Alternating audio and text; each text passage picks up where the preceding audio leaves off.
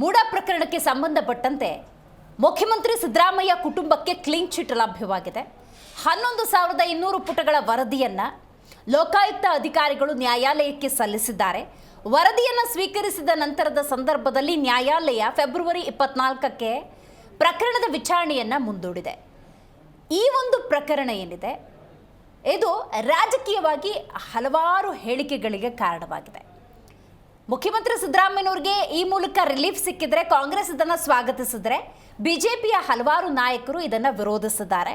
ಇನ್ನು ಪ್ರಮುಖ ದೂರುದಾರ ಸ್ನೇಹಮಯಿ ಕೃಷ್ಣ ಸೂಕ್ತ ದಾಖಲಾತಿಗಳು ಖಂಡಿತ ನನ್ನ ಹತ್ರ ಇದೆ, ನನ್ನ ನ್ಯಾಯದ ಪರವಾಗಿರುವ ಹೋರಾಟ ಮುಂದುವರಿಯುತ್ತೆ ಅಂತ ಹೇಳಿದ್ದಾರೆ. ಹಾಗಾಗಿ ಇವತ್ತಿನ ನಮ್ಮ ಕಾರ್ಯಕ್ರಮದಲ್ಲಿ ಮುಖ್ಯಮಂತ್ರಿ ಸಿದ್ದರಾಮಯ್ಯನವರಿಗೆ ಸಿಕ್ಕಿರುವಂಥ ಈ ರಿಲೀಫ್ ರಾಜಕೀಯವಾಗಿ ಯಾವ ರೀತಿಯ ಬೆಳವಣಿಗೆಗೆ ಕಾರಣವಾಗುತ್ತೆ ಅನ್ನೋದನ್ನು ಕೂಲಂಕುಷವಾಗಿ ಚರ್ಚೆ ಮಾಡೋಣ. ನಾನು ದಿವ್ಯಶ್ರೀ.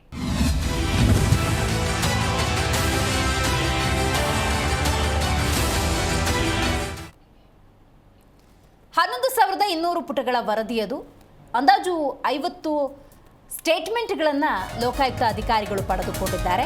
ಮೂಡಾ ಕೇಸ್ನಲ್ಲಿ ಈ ಮೂಲಕ ಮುಖ್ಯಮಂತ್ರಿ ಸಿದ್ದರಾಮಯ್ಯ ಕುಟುಂಬಕ್ಕೆ ರಿಲೀಫ್ ಸಿಕ್ಕಿದೆ.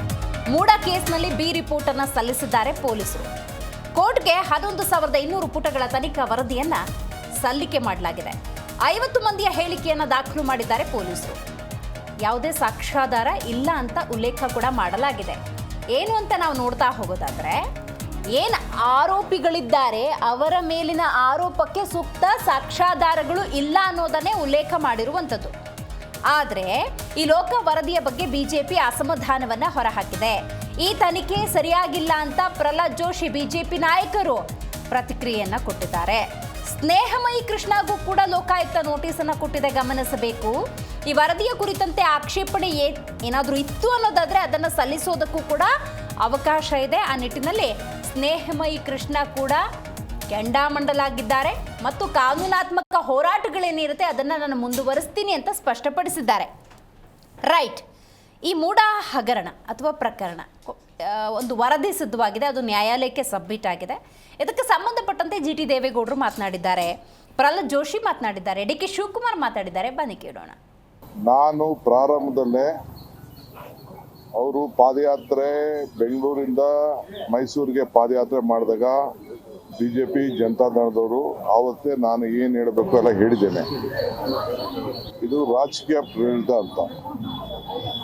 ಅವ್ರದ್ದು ಯಾವುದು ಸಿಗ್ನೇಚರ್ ಇಲ್ಲದೆ ಹೋದಾಗ, ಅವ್ರಿಗೆ ಯಾವುದು ಸಂಬಂಧ ಇಲ್ಲದೆ ಹೋದಾಗ ಅವ್ರ ಪ್ರಾಪರ್ಟಿಗೆ ಕಳ್ಕೊಂಡವರು ಕ್ಲೈಮ್ ಕೇಳ್ತಾರೆ. ಸೊ ಲೋಕಾಯುಕ್ತ ಅವ್ರ ಡ್ಯೂಟಿ ಅವ್ರು ಮಾಡಿದ್ದಾರೆ. ಏನಾದ್ರು ಅವ್ರು ಫೈಟ್ ಮಾಡ್ಕೊಳ್ಳಿ. ಇಟ್ ಈಸ್ ಫುಲ್ಲಿ ಏನು ನಮ್ಗೇನು ಗೊತ್ತಿಲ್ವಾ?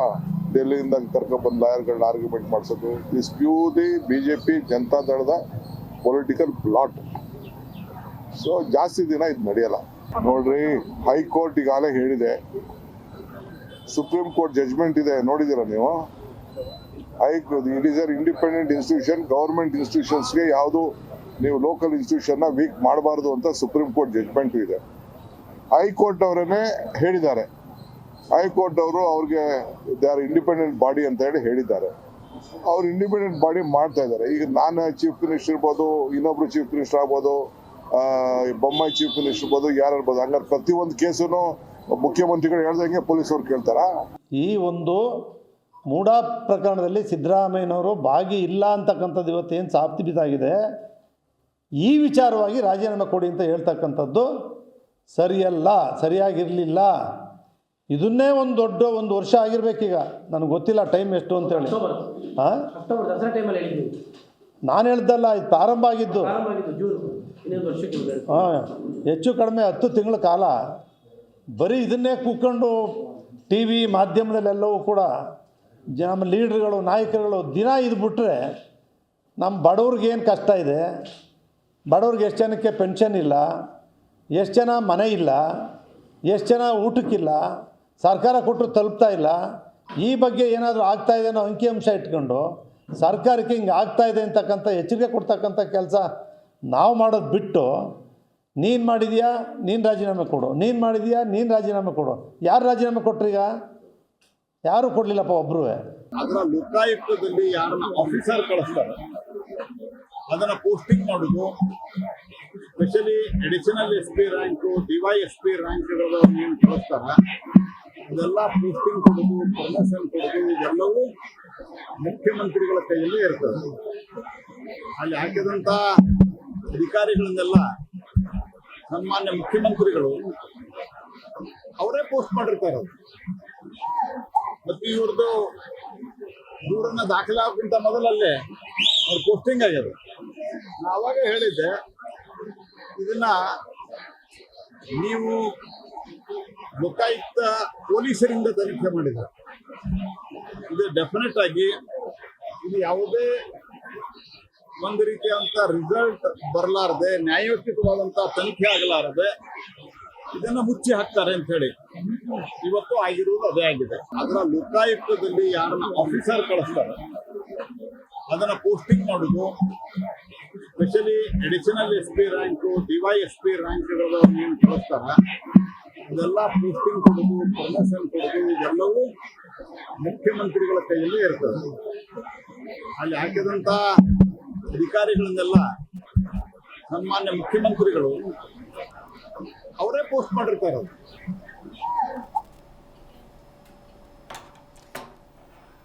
ರೈಟ್. ಮೂಡ ಪ್ರಕರಣಕ್ಕೆ ಸಂಬಂಧಪಟ್ಟಂತೆ 11,200 ಪುಟಗಳ ವರದಿಯನ್ನು ಲೋಕಾಯುಕ್ತ ಅಧಿಕಾರಿಗಳು ನ್ಯಾಯಾಲಯಕ್ಕೆ ಸಬ್ಮಿಟ್ ಮಾಡಿದ್ದು ಆಯಿತು. ಒಂದು ರೀತಿ ಬಿಗ್ ರಿಲೀಫ್ ಮುಖ್ಯಮಂತ್ರಿ ಕುಟುಂಬಕ್ಕೆ ಸಿಕ್ಕಿದ್ದು ಆಯಿತು. ಆದರೆ ಇದು ಒಂದು ಹಂತ ಅಷ್ಟೇ. ನ್ಯಾಯಾಲಯಕ್ಕೆ ಆ ರಿಪೋರ್ಟ್ ಸಲ್ಲಿಕೆಯಾಗಿದೆ. ನ್ಯಾಯಾಲಯ ಮುಂದೆ ಈ ರಿಪೋರ್ಟನ್ನು ಇಟ್ಕೊಂಡು ಮತ್ತು ಇಲ್ಲಿ ಮೂಡ ಪ್ರಕರಣಕ್ಕೆ ಸಂಬಂಧಪಟ್ಟಂತೆ ಪ್ರಮುಖ ದೂರುದಾರ ಸ್ನೇಹಮಯಿ ಕೃಷ್ಣ ಪರ ವಕೀಲರು ವಾದ ಏನು ಮಾಡ್ತಾರೆ, ಆ ವಾದವನ್ನು ಪರಿಗಣಿಸಿ ಅಂತಿಮವಾಗಿ ಯಾವ ನಿರ್ಧಾರಕ್ಕೆ ಬರುತ್ತೆ, ಯಾವ ಆದೇಶವನ್ನು ನ್ಯಾಯಾಲಯ ಹೊರಡಿಸುತ್ತೆ, ಅದು ಮುಖ್ಯ. ರೈಟ್ ನಾವು ಅಫ್ಕೋರ್ಸ್ ಬಿಗ್ ರಿಲೀಫ್ ಸಿದ್ದರಾಮಯ್ಯನವ್ರಿಗೆ ಸಿಕ್ಕಿದ್ರು ಕೂಡ ಅಂತಿಮ ಯಾವುದು ಅಂತ ಹೇಳಿದ್ರೆ ಅದು ನ್ಯಾಯಾಲಯದ ಆದೇಶ. ಅಲ್ಲಿವರೆಗೂ ನಾವು ಕಾಯಲೇಬೇಕಾಗತ್ತೆ. ಈ ಬಗ್ಗೆ ಮಾತಾಡಲಿಕ್ಕೆ ಮೊದಲನೇದಾಗಿ ನಮ್ಮ ಕಾರ್ಯಕ್ರಮದಲ್ಲಿ AP ವಕ್ತಾರರಾಗಿರುವಂಥ ರವೀಶ್ ಅವರಿದ್ದಾರೆ. ಮೊದಲಿಗೆ ಅವರಿಗೆ ಕಾರ್ಯಕ್ರಮಕ್ಕೆ ಸ್ವಾಗತವನ್ನು ಕೋರೋಣ. ಕಾರ್ಯಕ್ರಮಕ್ಕೆ ಸ್ವಾಗತ. BJP ವಕ್ತಾರರಾಗಿರುವಂತಹ ಅರುಣ್ ಜಿ ಸೇಠ್ ಅವರು ಝೂಮ್ನಿಂದ ಕನೆಕ್ಟ್ ಆಗ್ತಾ ಇದ್ದಾರೆ. ನಮಸ್ಕಾರ ಅರುಣ್ ಅವರೇ. ನಮಸ್ತೆ. ಇನ್ನು JDS ವಕ್ತಾರರಾಗಿರುವಂತಹ ವೀರಣ್ಣ ಅವರು ಝೂಮ್ನಿಂದ ಕನೆಕ್ಟ್ ಆಗ್ತಾ ಇದ್ದಾರೆ. ನಮಸ್ಕಾರ ವೀರಣ್ಣ ಅವರೇ. ನಮಸ್ಕಾರ ಮೇಡಮ್. ಓಕೆ, ಅರುಣ್ ಅವರಿಂದ ಇವತ್ತಿನ ಕಾರ್ಯಕ್ರಮವನ್ನು ಆರಂಭ ಮಾಡೋದಾದ್ರೆ, ಅರುಣ್ ಅವರೇ, DK ಶಿವಕುಮಾರ್ ಸೇರಿದಂತೆ ಕಾಂಗ್ರೆಸ್ನ ಬಹುತೇಕ ನಾಯಕರು ಹೇಳ್ತಾ ಇದ್ರು ಇದೆಲ್ಲ ಷಡ್ಯಂತ್ರ, ರಾಜಕೀಯ ಪ್ರೇರಿತ. ನಾವತ್ತು ಪಾದಯಾತ್ರೆ ಮಾಡೋದ್ವಲ್ಲ, ಅವತ್ತೇ ಹೇಳಿದ್ವಿ ಈ BJPಯ ಕುತಂತ್ರಗಳು ಬಹಳಷ್ಟಿದ್ದಾವೆ, ಅದರಲ್ಲಿ ಮೂಡ ಕೂಡ ಒಂದು. ಅದು ಮುಖ್ಯಮಂತ್ರಿ ಸಿದ್ದರಾಮಯ್ಯನವರನ್ನು ಸಿಲುಕಿಸುವ ಪ್ರಯತ್ನ.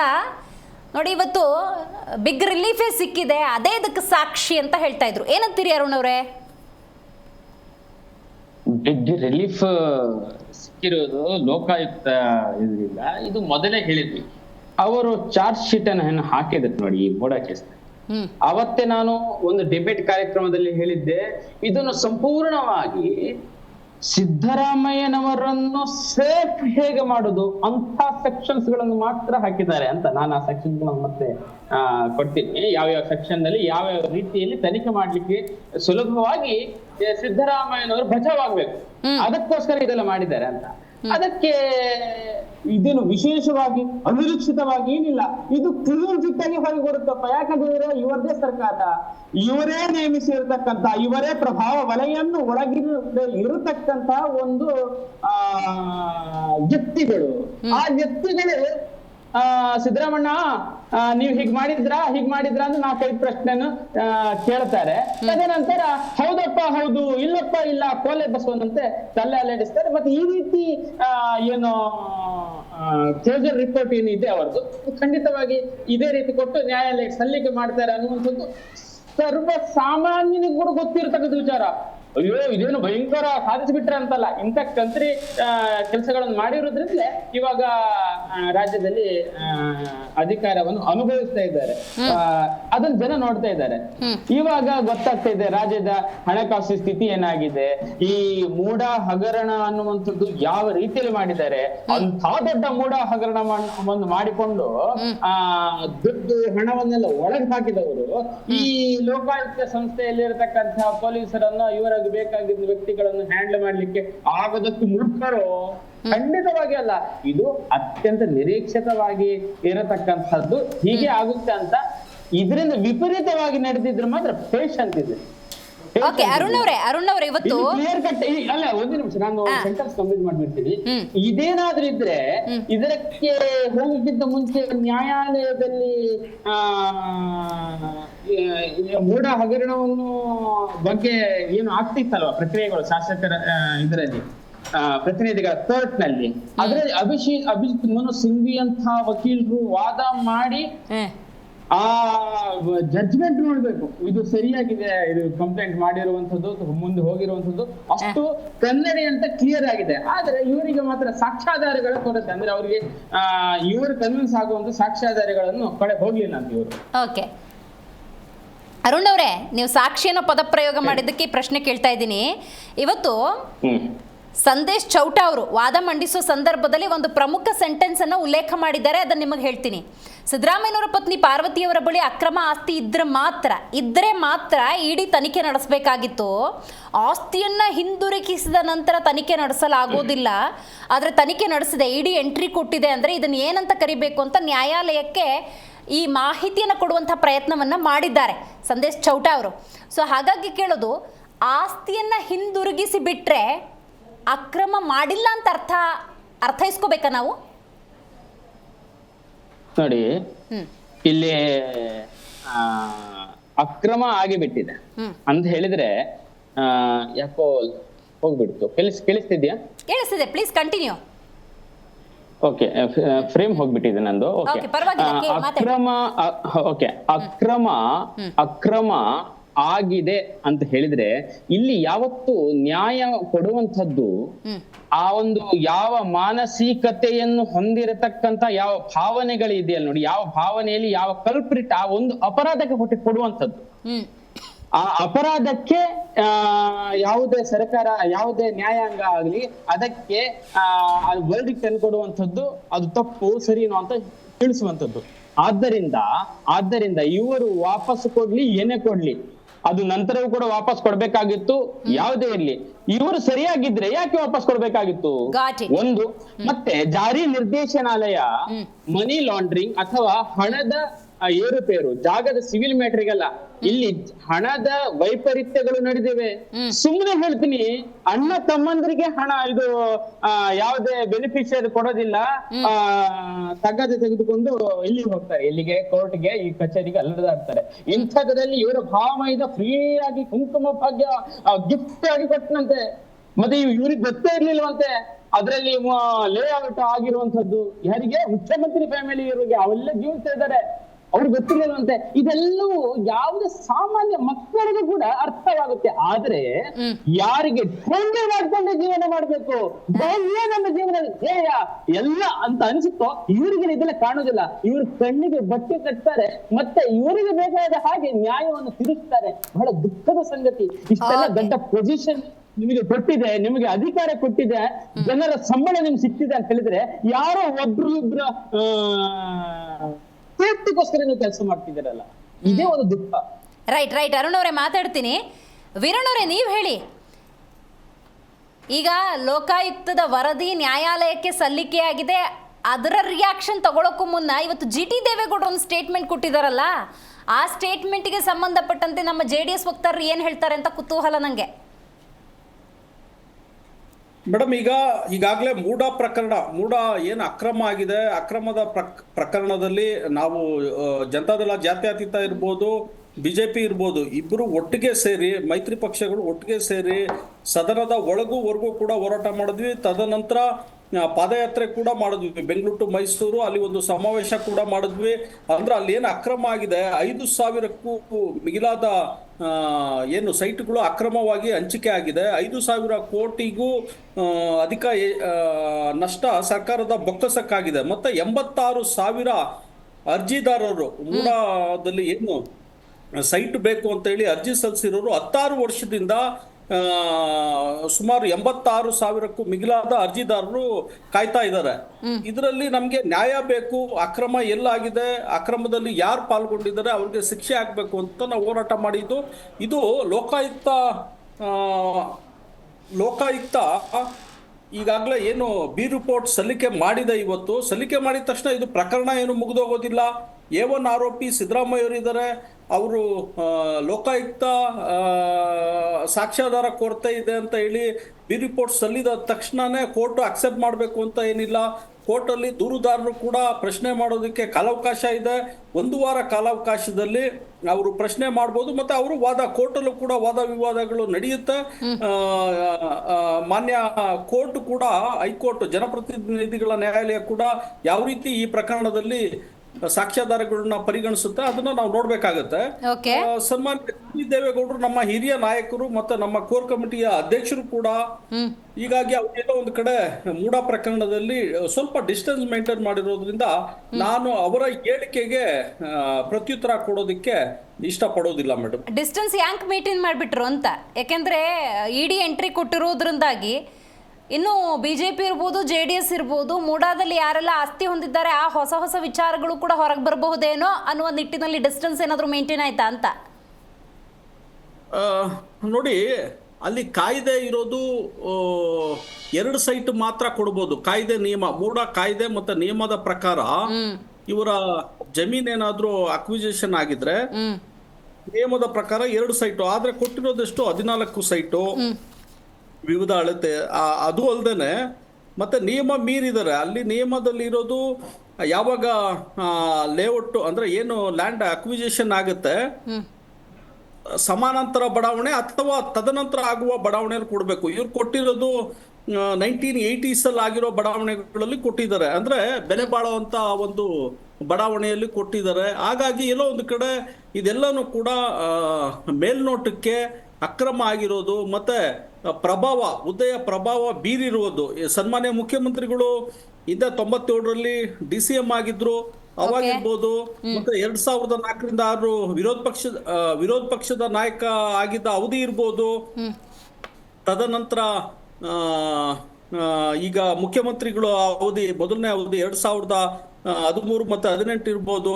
ತದನಂತರ ಅವರ ಮಗ ಸಿದ್ದರಾಮಯ್ಯ ಅವರು ಕೂಡ ಮೂಡಾದಲ್ಲಿ ಸದಸ್ಯರಾಗಿದ್ರು. ಒಂದು ಸಭಾ ನಡವಳಿಯಲ್ಲಿ ಅವರ ಸಹಿ ಕೂಡ ಇದೆ. ಅಂದ್ರೆ ಅವರು ಕೂಡ ಸಭೆಯಲ್ಲಿ ಪಾಲ್ಗೊಂಡಿದ್ದಾರೆ. ಎಲ್ಲೋ ಒಂದು ಕಡೆ ಅಧಿಕಾರ ದುರುಪಯೋಗನೂ ಆಗಿದೆ, ಪ್ರಭಾವ ಬೀರಿದ್ದಾರೆ, ಒತ್ತಡ ತಂದಿದ್ದಾರೆ. ಮತ್ತೆ ಅಧಿಕಾರಿಗಳು ಕೂಡ ಎಲ್ಲ ಇವರ ಪರ ಮಾಡಿ ಭ್ರಷ್ಟಾಚಾರ ಅಂದ್ರೆ ಕಾನೂನು ನಿಯಮ ಉಲ್ಲಂಘನೆ ಮಾಡಿ ಇವ್ರಿಗೆ ಅಕ್ರಮವಾಗಿ ಸೈಟ್ ಹಂಚಿಕೆ ಮಾಡಿರೋದು ಮೇಲ್ನೋಟಕ್ಕೆ ಕಂಡು ಬಂದಿದೆ. ಹಾಗಾಗಿ ಎಲ್ಲೋ ಒಂದು ಕಡೆ ಈ ಲೋಕಾಯುಕ್ತದವರು ನಮ್ಮ ಕರ್ನಾಟಕ ಜನರ ವಿಶ್ವಾಸವನ್ನ ಇವತ್ತು ಬಿ ರಿಪೋರ್ಟ್ ಸಲ್ಲಿಸುವ ಮೂಲಕ ಕಳ್ಕೊಂಡಿದ್ದಾರೆ. ನ್ಯಾಯಾಲಯ ಇದೆ, ನ್ಯಾಯಾಲಯದಲ್ಲಿ ಖಂಡಿತ ವಾದ ವಿವಾದಗಳು ಆಗುತ್ತೆ, ದೂರುದಾರರು ಕೂಡ ಪ್ರಶ್ನೆ ಮಾಡ್ತಾರೆ. ಅಲ್ಲಿ ನ್ಯಾಯ ಸಿಗೋ ಭರವಸೆ ನಮಗೆ ಇದೆ ಮೇಡಮ್. ರೈಟ್, ವೀರಣ್ಣ ಅವರೇ ಮಾತಾಡ್ತೀನಿ. ರವೀಶ್ ಅವರೇ ಹೇಳಬೇಕು, ವರದಿಯ ಒಂದೊಂದು ಶಬ್ದವನ್ನು ನಾವು ಅರ್ಥೈಸ್ಕೊಳ್ಬೇಕಾಗತ್ತೆ. ಇಲ್ಲಿ ಅಕ್ರಮ ಆಗಿಲ್ಲ ಅನ್ನುವಂತಹ ಪದಪ್ರಯೋಗಕ್ಕಿಂತ ಹೆಚ್ಚಾಗಿ ಆರೋಪಿಗಳ ಮೇಲಿನ ಆರೋಪಕ್ಕೆ ಸೂಕ್ತ ಸಾಕ್ಷ್ಯಾಧಾರಗಳು ಲಭ್ಯವಾಗಿಲ್ಲ ಅನ್ನೋದ್ರ ಬಗ್ಗೆ ನಿಮ್ಮ ಅಭಿಪ್ರಾಯ ಏನು ಅಂತ? ಮೇಡಮ್, ಅದು ಲೋಕಾಯುಕ್ತ ಏನಂತ ಇದುವರೆಗೂ ತನಿಖೆ ಮಾಡಿ ಅವರು ಬಿ ರಿಪೋರ್ಟ್ ಸಲ್ಲಿಸಿದ್ದಾರೆ. ಅವ್ರ ಕರ್ತವ್ಯ ಅವ್ರು ಮಾಡಿದ್ದಾರೆ. ಅದನ್ನು ತೀರ್ಮಾನ ಮಾಡೋದು ಜನಪ್ರತಿನಿಧಿಗಳ ನ್ಯಾಯಾಲಯ. ಅದನ್ನು ವಿವೇಚನೆಗೆ ಬಿಡಬೇಕೇ ಹೊರತು ಇವ್ರು ಕೊಟ್ಟಿರೋದು ತಪ್ಪು ಸರಿ ಅಂತ ನಾವು ಅನಾವಶ್ಯಕ ವಾದ ಮಾಡಿ ಅವ್ರ ಬಿ ರಿಪೋರ್ಟಲ್ಲಿ ಏನು ಹೇಳಿದ್ದಾರೆ, ಸಿಂಪಲಾಗಿ ಹೇಳಿದ್ದಾರೆ, ಈ 3 ಜನದ ಮೇಲೆ ಆರೋಪ ಇದೆ, ಇದರಲ್ಲಿ ಹುರುಳಿಲ್ಲ ಅಂತ ಒಂದೇ ಮಾತು ಹೇಳಿದ್ದಾರೆ. ಅದಕ್ಕೆ ಇವರು ದಾಖಲೆಗಳಿಲ್ಲ. ಹೌದು, ದಾಖಲೆಗಳು ಸಿಕ್ಕಿಲ್ಲ ಅಂದಮೇಲೆ ಅದು ಮುಗಿದೋಯ್ತು. ಆಲ್ಮೋಸ್ಟ್ ಇದು 90% ಇದು ಕೇಸ್ ವ್ಯಾನಿಷ್ ಅನ್ನೋ ಥರನೇ ಆಗ್ಬಿಟ್ಟಿದೆ. ಈಗ ಅದು ಅದೇ ಥರನೇ ಬರುತ್ತೆ ಕೂಡ. ಈಗ ವೀರಣ್ಣವ್ರು ಲಾಸ್ಟ್ ಸೆಂಟೆನ್ಸ್ ಏನು ಪ್ರಯೋಗ ಮಾಡಿದ್ರು ಅದನ್ನು ಉಲ್ಲೇಖ ಮಾಡ್ತಾ ಇದ್ದೀನಿ. ಈ ಮೂಲಕ ಲೋಕಾಯುಕ್ತ ರಾಜ್ಯದ ಜನರ ವಿಶ್ವಾಸವನ್ನ ಕಳೆದುಕೊಂಡಿದೆ. ಹಾಗೇನಿಲ್ಲ ಮೇಡಮ್, ಏಕೆಂದರೆ ನಾವೆಲ್ಲ ಸ್ವತಂತ್ರ ತನಿಖಾ ಸಂಸ್ಥೆಗಳನ್ನ ಗೌರವಿಸಲೇಬೇಕು. ಅದ್ರ ಕೆಲಸ ಅದು ಮಾಡುತ್ತೆ ಆಯಾ ಕಾಲಘಟ್ಟಕ್ಕೆ. ಹೌದೌದು, ಖಂಡಿತವಾಗ್ಲೂ ಎಲ್ಲ ಸ್ವತಂತ್ರ ತನಿಖಾ ಸಂಸ್ಥೆಗಳನ್ನ ನಾವು ಗೌರವಿಸಲೇಬೇಕು. ಯಾಕೆಂದ್ರೆ ಅದು ನ್ಯಾಯಾಂಗದ ಒಂದು ಅವಿಭಾಜ್ಯ ಅಂಗ ಆಗಿರುತ್ತೆ. ಅದನ್ನು ನಾವು ದೂಷಿಸಿ ಅದು ಸರಿ ಇಲ್ಲ ಇದು ಸರಿ ಇಲ್ಲ ಅಂತ ಹೇಳೋದು ತಪ್ಪಾಗುತ್ತೆ. ಬಟ್ ಈಗ ತತ್ಕ್ಷಣಕ್ಕೆ ಇವ್ರು ಕೊಟ್ಟಿರೋ ಏನು ಬಿ ರಿಪೋರ್ಟ್ ಇದೆಯಲ್ಲ, ಅದನ್ನ ಮಾನ್ಯ ಘನತಾಯುಕ್ತ ನ್ಯಾಯಾಲಯ, ಜನಪ್ರತಿನಿಧಿಗಳ ನ್ಯಾಯಾಲಯ ಅದನ್ನು ತೀರ್ಮಾನ ಮಾಡುತ್ತೆ. ಅಲ್ಲಿವರೆಗೂ ನಾವು ಕಾದಿರಬೇಕು ಹೊರತು ಈಗ ಬಂದಿರೋದೇ ಪರಮ ಸತ್ಯ ಅಂತಾನು ತಿಳ್ಕೋಬಹುದು. ಇದು ಮುಂದಕ್ಕೂ ಕಂಟಿನ್ಯೂ ಆಗ್ಬಹುದು. ರಿಪೋರ್ಟ್ ಯಾವ ತರ ಇರುತ್ತೆ, ಹೌದು, ಆ ರಿಪೋರ್ಟ್ ಆಧಾರ ಅದೇ ಕೊನೆಯ ಅಂತಿಮ ತೀರ್ಮಾನ ಏನಲ್ಲ. ಅದ್ರ ಮೇಲೆ ಇನ್ನೂ ಒಂದು ಮೇಲ್ಮನವಿ ಸಲ್ಲಿಸೋದಕ್ಕೆ ಏನು ಹೇಳೋದು ಅವಕಾಶ ಕೊಟ್ಟಿರೋದ್ರಿಂದ ಅವರು ಹೋಗ್ಬಿಟ್ಟು ಮತ್ತೆ ಸಲ್ಲಿಸಬಹುದು. ಬಟ್ ನನ್ಗೊಂದು ಏನ್ ನಾವು ಜನಕ್ಕೆ ಅರ್ಥ ಮಾಡಿಸ್ಬೇಕು ಅಂತ ಹೇಳಿದ್ರೆ, ಇವತ್ತು ಸಂದೇಶ್ ಚೌಟ ಅವರು ಸಿದ್ದರಾಮಯ್ಯ ಪತ್ನಿ ಪರ ವಕೀಲರು ಏನು ವಾದ ಮಂಡಿಸ್ಬೇಕಾದ್ರೆ ಇಡಿ ಎಂಟ್ರ್ ಆಗಬೇಕು ಅಂತ ಹೇಳಿದ್ರೆ ಅದು ಪ್ರಿವೆನ್ಷನ್ ಆಫ್ ಮನಿ ಲಾಂಡರಿಂಗಲ್ಲಿ ಬರಬೇಕು. 14 ನಿವೇಶನಗಳನ್ನು ಕೊಟ್ಟ ನಂತರ ನೋಟಿಸ್ ಬರುತ್ತೆ, ಅಲ್ಲಿ ಇನ್ವೆಸ್ಟಿಗೇಷನ್ ಆಗುತ್ತೆ ಅನ್ನುವಂಥ ಪ್ರಶ್ನೆಯನ್ನು ಪ್ರಯೋಗ ಮಾಡ್ತಾರೆ. 14 ನಿವೇಶನಗಳನ್ನು ಪಡೆದುಕೊಂಡಿದ್ದನ್ನು ಇಡಿ ಗಮನಿಸಬಾರ್ದು ಹಾಗಾದ್ರೆ? ಖಂಡಿತವಾಗ್ಲೂ ಗಮನಿಸಬೇಕು. ಆದರೆ ಇದರಲ್ಲಿ ಏನಾದ್ರು ದ್ವೇಷಪೂರಿತ ರಾಜಕೀಯ ಇದ್ದರೆ, ಈಗ ಯಾಕೆಂದರೆ ಈ 14 ಸೈಟ್ಗಳನ್ನ ಕೊಟ್ಟು ಎಷ್ಟೋ ವರ್ಷಗಳಾಗಿದೆ, ಅದುವರೆಗೂ ಈ ಇಡಿ ಏನು ಮಾಡ್ತಾ ಇತ್ತು? ನನ್ನ ಸಾಮಾನ್ಯ ಪ್ರಶ್ನೆ ಕೇಳೋದಿದ್ದು, ಇಡಿಗಿರ್ಬೋದು, CBI ಆಗಿರ್ಬೋದು, ಯಾವುದೇ ಒಂದು ತನಿಖಾ ಸಂಸ್ಥೆ ಇರ್ಬೋದು, 14 ಸೈಟ್ ಕೊಟ್ಟು ಆಲ್ಮೋಸ್ಟ್ 20 ವರ್ಷಗಳ ಮೇಲಾಗಿದೆ. ಅಲ್ಲಿವರೆಗೂ ಇವ್ರು ಏನು ಮಾಡ್ತಾ ಇದ್ರು? ಮೊದಲನೇ ಪ್ರಶ್ನೆ. ಇವ್ರ ಮೇಲೆ ಆರೋಪ ಮಾಡಿ ಇವತ್ತು ಕೋರ್ಟಿಗೆ ಬಂದಿದ್ದಾರೆ. ಸಾಯಿ ಕೃಷ್ಣ ಅವ್ರ ಹೆಸರೇನೋ, ಸ್ನೇಹಮಯಿ ಕೃಷ್ಣ ಅವರು. ಅವರಲ್ಲೂ ಸಹ ದ್ವೇಷಪೂರಿತ ರಾಜಕಾರಣ ಇರ್ಬೋದು ಅಂತ. ಯಾಕೆಂದರೆ ಇಷ್ಟು ದಿವಸ ಅವರು ಎಷ್ಟು ಹೋರಾಟ ಮಾಡ್ಕೊ ಬಂದಿದ್ದಾರೆ, ತುಂಬ ಕೆಲಸಗಳು, ಸಮಾಜಮುಖಿ ಕೆಲಸಗಳು ಮಾಡಿದ್ದಾರೆ ಅವರು ಕೆಲವು. ಆದರೆ ಈ ಕ್ಷಣಕ್ಕೆ ಇವರು ಮುಖ್ಯಮಂತ್ರಿ ಆಗಿರ್ಬೇಕಾದ್ರೆ ಇವರು ಇದನ್ನ ಕೇಸ್ ಹಾಕಿದ್ದಾರೆ ಅಂದ್ರೆ ಇದರಲ್ಲಿ ದ್ವೇಷ ರಾಜಕೀಯನೇ ಇದೆ. ಇವ್ರು ಮಾಡಿರೋ ತಪ್ಪು ಸರಿ, ನಮಗೆ ಸೆಕೆಂಡ್ರಿ. ಇದಕ್ಕೆ ಮುಂಚೆ ಅವ್ರು ಏನ್ ಮಾಡ್ತಾ ಇದ್ರು? ಇದು ನನ್ನ ಪ್ರಶ್ನೆ. ಅಲ್ಲ, ನೀವು ಹಿಂಗೆ ಯೋಚನೆ ಮಾಡೋಕ್ಕಾಗಲ್ವಾ? ಘನತವಿತ್ತ ಮುಖ್ಯಮಂತ್ರಿ ಸಿದ್ದರಾಮಯ್ಯನವ್ರ ಮೇಲೆ ಒಂದು ಅಲಿಗೇಷನ್ ಅನ್ನ ಮಾಡ್ತಾ ಇದ್ದಾರೆ ಅಂತ ಹೇಳಿದ್ರೆ ಅದಕ್ಕೆ ಸೂಕ್ತ ಸಾಕ್ಷ್ಯಾಧಾರಗಳನ್ನು ಕಲೆ ಹಾಕಬೇಕಾಗುತ್ತೆ. ಮತ್ತು ಅವರ ಪರಿಧಿಯನ್ನ ಮೀರಿ ದೊಡ್ಡ ಸಾಹಸ ಕೈ ಹಾಕಿರುವಂಥದ್ದು. ನೀವು ಅದನ್ನು ಸ್ವಾಗತಿಸೋದಕ್ಕಾಗೋದಿಲ್ಲ. ಅದನ್ನು ನಾನು ನಿಜವಾಗ್ಲೂ ಪ್ರಶಂಸೆ ಮಾಡ್ತೀನಿ. ಅವ್ರು ಮಾಡಿರೋ ಕೆಲಸ ಸರಿ ಇದೆ. ಯಾಕೆಂದರೆ ಯಾವುದೇ ವ್ಯಕ್ತಿ ಇರಲಿ, ನಾವು ಯಾರ ಮೇಲೂ ಬೇಕಾದ್ರೆ ಆರೋಪ ಮಾಡ್ಬೇಕಾದ್ರೆ ಅದಕ್ಕೆ ಮುಂಚೆ ನಮಗೆ ಬೇಕಾಗಿರೋ ಸಾಕ್ಷ್ಯ ಆಧಾರಗಳನ್ನ ಇಟ್ಕೊಂಡೇ ನಾವು ಆರೋಪ ಮಾಡಬೇಕು. ಆರೋಪದಲ್ಲಿ ಏನಾದ್ರು ಹುರುಳಿಲ್ಲ ಅಂತ ಗೊತ್ತಾದರೆ ಅದು ಇವ್ರು ಬೇಕಾದ್ರೆ ಮಾನನಷ್ಟ ಮೊಕದ್ದಮೆ ಹಾಕೋದಕ್ಕೂ ಅವ್ರಿಗೆ ಅವಕಾಶ ಇರುತ್ತೆ. ಒಪ್ಕೊಳ್ಳೋದಿಲ್ಲ. ಆದರೆ ಸರಿಯಾದಂಥ ಸಾಕ್ಷ್ಯಾಧಾರ ಒದಗಿಸಿಲ್ಲ ಅಂದ್ರೆ ದೂರುದಾರರ ಮೇಲೆ ಕ್ರಮ ತಗೊಳ್ಳೋ ಅವಕಾಶ ಇದೆ. ಅದರಲ್ಲೂ ಒಬ್ಬ ಜನಪ್ರಿಯ ಮುಖ್ಯಮಂತ್ರಿಗಳಿದ್ದಾರೆ ಇವಾಗ ಇರೋರಲ್ಲಿ, ಅವ್ರ ಮೇಲೆ ಆರೋಪ ಮಾಡಿದೆ. ಆದರೆ ಇದು ತಪ್ಪಾಗಿದ್ರೆ ಖಂಡಿತ ಸಿದ್ದರಾಮಯ್ಯ ಅವ್ರಿಗೂ ಶಿಕ್ಷೆ ಕೊಡಬೇಕು. ಇದರಲ್ಲಿ ಏನಾದ್ರು ಅವ್ರ ಪಾತ್ರ ಇದ್ದು ಇವರ ಅಧಿಕಾರನ ದುರ್ಬಳಕೆ ಮಾಡಿಕೊಂಡು ಆ 14 ಸೈಟ್ಗಳನ್ನ ಏನಾದ್ರು ಇವರು ಅನಧಿಕೃತವಾಗಿ ಪಡ್ಕೊಂಡಿದ್ರೆ ಇವ್ರ ಮೇಲೂ ನಿರ್ದಾಕ್ಷಿಣ್ಯ ಕ್ರಮ ತಗೋಬೇಕು. ಅದನ್ನು ಸ್ವಾಗತಿಸ್ತೀರಿ? ಖಂಡಿತವಾಗ್ಲೂ ಸ್ವಾಗತಿಸ್ತೀರಿ. ರೈಟ್. ಇದೀಗ ನಮ್ಮ ಕಾರ್ಯಕ್ರಮದಲ್ಲಿ ಕಾಂಗ್ರೆಸ್ ವಕ್ತಾರರಾಗಿರುವಂತಹ ಸ್ವಾತಿ ಚಂದ್ರಶೇಖರ್ ಕೂಡ ಜಾಯ್ನ್ ಆಗಿದ್ದಾರೆ. ನಮಸ್ಕಾರ ಸ್ವಾತಿ. ನಮಸ್ಕಾರ. ಕ್ಲೀನ್ ಚೀಟ್ ಸಿಕ್ಕಿದೆ, ಬೇರು ಪೋಟ ಸಲ್ಲಿಕೆಯಾಗಿದೆ, ಫಸ್ಟ್ ರಿಯಾಕ್ಷನ್? ಇದು ಮಾನ್ಯ ಮುಖ್ಯಮಂತ್ರಿಗಳಿಗೆ ಸಿಕ್ಕಿರುವಂತಹ ರಿಲೀಫ್ ಅನ್ನೋದಕ್ಕಿಂತ ನಾನು ಅವರ ಧರ್ಮಪತ್ನಿಯಾಗಿರುವಂತಹ ಪಾರ್ವತಿ ಸಿದ್ದರಾಮಯ್ಯನವರಿಗೆ ಸಿಕ್ಕಿರುವಂಥ ರಿಲೀಫ್ ಅಂತ ನಾನು ಹೇಳೋದಕ್ಕೆ ಇಷ್ಟಪಡ್ತೀನಿ. ಭಾವನಾತ್ಮಕವಾಗಿ ತವರು ಮನೆಯಿಂದ ಬಂದಂತಹ ಬಳುವಳಿಯನ್ನು ಯಾವಾಗ ಅದು ರಾಜಕೀಯ ಪ್ರೇರಿತವಾಗಿ ತಿರುಗ್ತಾ ಇದೆ, ತನ್ನ ಗಂಡನ ಮೇಲೆ ಇಲ್ಲಸಲ್ಲದ ಆಪಾದನೆಗಳು ಬರ್ತಾ ಇದೆ, ಅವರ ಮೇಲೆ ಆಪಾದನೆಗಳು ಬರ್ತಾ ಇದೆ, ಅವರು ಇಲ್ಲಿ ತನಕ ಮಾಡ್ಕೊಂಡು ಬಂದಿದ್ದಂತಹ ನೈತಿಕ ರಾಜಕಾರಣದ ಮೇಲೆ ಕಪ್ಪು ಚುಕ್ಕೆ ಹಾಕೋದಕ್ಕೆ BJP ಇತರೆ ಪಕ್ಷಗಳು ಮತ್ತು ಸ್ನೇಹಮಯಿ ಕೃಷ್ಣ ಪ್ರಯತ್ನ ಪಡ್ತಾ ಇದ್ದಾರೆ ಅಂದಿದ್ದಾಗ ಮೊದಲು ಆಕೆ ಪ್ರಾಮಾಣಿಕವಾಗಿ ಹೋರಾಟ ಮಾಡಿದ್ರು. ಇಲ್ಲ, ನ್ಯಾಯಯುತವಾಗಿ ಬಂದಿರುವಂಥ ಸೈಟ್ ಇದು, ಇದ್ರ ಮೇಲೆ ಯಾಕೆ ಈ ರೀತಿಯಾದಂಥ ಆರೋಪ ಮಾಡ್ತಾ ಇದ್ದೀರಿ? ಬೇಕಿದ್ರೆ ಇದು ಹೆಂಗೆ ಬಂದಿದೆ ಅಂತ ತನಿಖೆ ಮಾಡಿ, ಹಾಗಂತ ಹೇಳಿ ಅದನ್ನು ಆ ಒಂದು ಭ್ರಷ್ಟಾಚಾರವಾದ ಆರೋಪವನ್ನು ಅದಕ್ಕೆ ಟರ್ನ್ ಮಾಡಿಬಿಡಿ, ನನ್ನ ಗಂಡನ ತಲೆಗೆ ಕಟ್ಟಬೇಡಿ ಅನ್ನುವಂತಹ ವಿಚಾರಗಳನ್ನು ಬಹುಶಃ ಅವರು ಬಹಿರಂಗವಾಗಿ ಎಲ್ಲೂ ಕೂಡ ಬಂದು ಮಾತಾಡುವಂತಹ ಸ್ವಭಾವ ಅಲ್ಲ. ಆದರೆ ಭಾಳ ಮನನೊಂದಿದ್ರು. ಕೊನೆಗೆ ಇದು ಯಾವಾಗ ತುಂಬ ಅಂದರೆ ಅವರ ಒಂದು ಪರಿಧಿಗೆ ಮೀರಿ ಹೋಗ್ತಾ ಇದೆ, this is becoming two political ಅಂತ ಅವರಿಗೆ ಅನಿಸಿದಾಗ ಅವರು ಆ ಸೈಟ್ಗಳನ್ನು, ಆ ನಿವೇಶನಗಳನ್ನ ಅವರು ವಾಪಸ್ ಕೊಟ್ಟಿದ್ದಾರೆ. ಭಾವನಾತ್ಮಕವಾಗಿ ಅವರಿಗೆ ಸಿಕ್ಕಿರುವಂತಹ ಒಂದು ನೈತಿಕ ಗೆಲುವು ಇದನ್ನು ನಾನು ಹೇಳೋದಕ್ಕೆ ಇಷ್ಟಪಡ್ತೀನಿ. ಮತ್ತು ನಾನೊಬ್ಬ ಕಾಂಗ್ರೆಸ್ ವಕ್ತಾರೆಯಾಗಿ ಅಷ್ಟೇ ಅಲ್ಲ, ಒಬ್ಬ ಹೆಣ್ಮಗಳಾಗಿ ನಾವು ಅವ್ರ ಜೊತೆ ಈ ಸಂದರ್ಭದಲ್ಲಿ ಇದ್ದೀವಿ ಮತ್ತು ಅವರಿಗೆ ಅಭಿನಂದನೆಯನ್ನು ಸಲ್ಲಿಸ್ತಾ ಇದ್ದೀನಿ. 10 ಕೋಟಿ ಖರ್ಚು ಮಾಡಿ ಬೆಂಗಳೂರಿಂದ ಮೈಸೂರು ತನಕ ಪಾದಯಾತ್ರೆಯನ್ನು ಮಾಡಿ, ಇನ್ನೊಂದು ಪಾದಯಾತ್ರೆ ಬಳ್ಳಾರಿಯಿಂದ ಮೈಸೂರು ತನಕ ಆಗಬೇಕಾಗಿದ್ದದ್ದು ನಿಂತು ಹೋಗಿ, ಕೊನೆಗೆ ಮೂಡಾ ಪ್ರಕರಣವನ್ನು ಇಟ್ಕೊಂಡು CM ಕುರ್ಚಿಯನ್ನು ಅಲ್ಲಾಡಿಸೋದಕ್ಕೆ ಸಾಧ್ಯ ಇಲ್ಲ, ಸಿದ್ದರಾಮಯ್ಯನವ್ರನ್ನ ಏನೂ ಮಾಡ್ಕೊಳ್ಳೋಕ್ಕಾಗೋದಿಲ್ಲ ಅಂತ ಅರ್ಥ ಮಾಡಿಕೊಂಡಂತಹ BJP ಅವರಿಗೆ ಇವತ್ತು ಈ ಒಂದು ರಿಪೋರ್ಟಿನ ಪ್ರತಿಯನ್ನು ನಿಮ್ಮ ಮಾಧ್ಯಮದ ಮೂಲಕ ನಾನು ಅವರಿಗೆ ಕೊಡೋದಕ್ಕೆ ಇಷ್ಟಪಡ್ತೀನಿ. B report ಸಲ್ಲಿಕೆಯಾಗಿದೆ.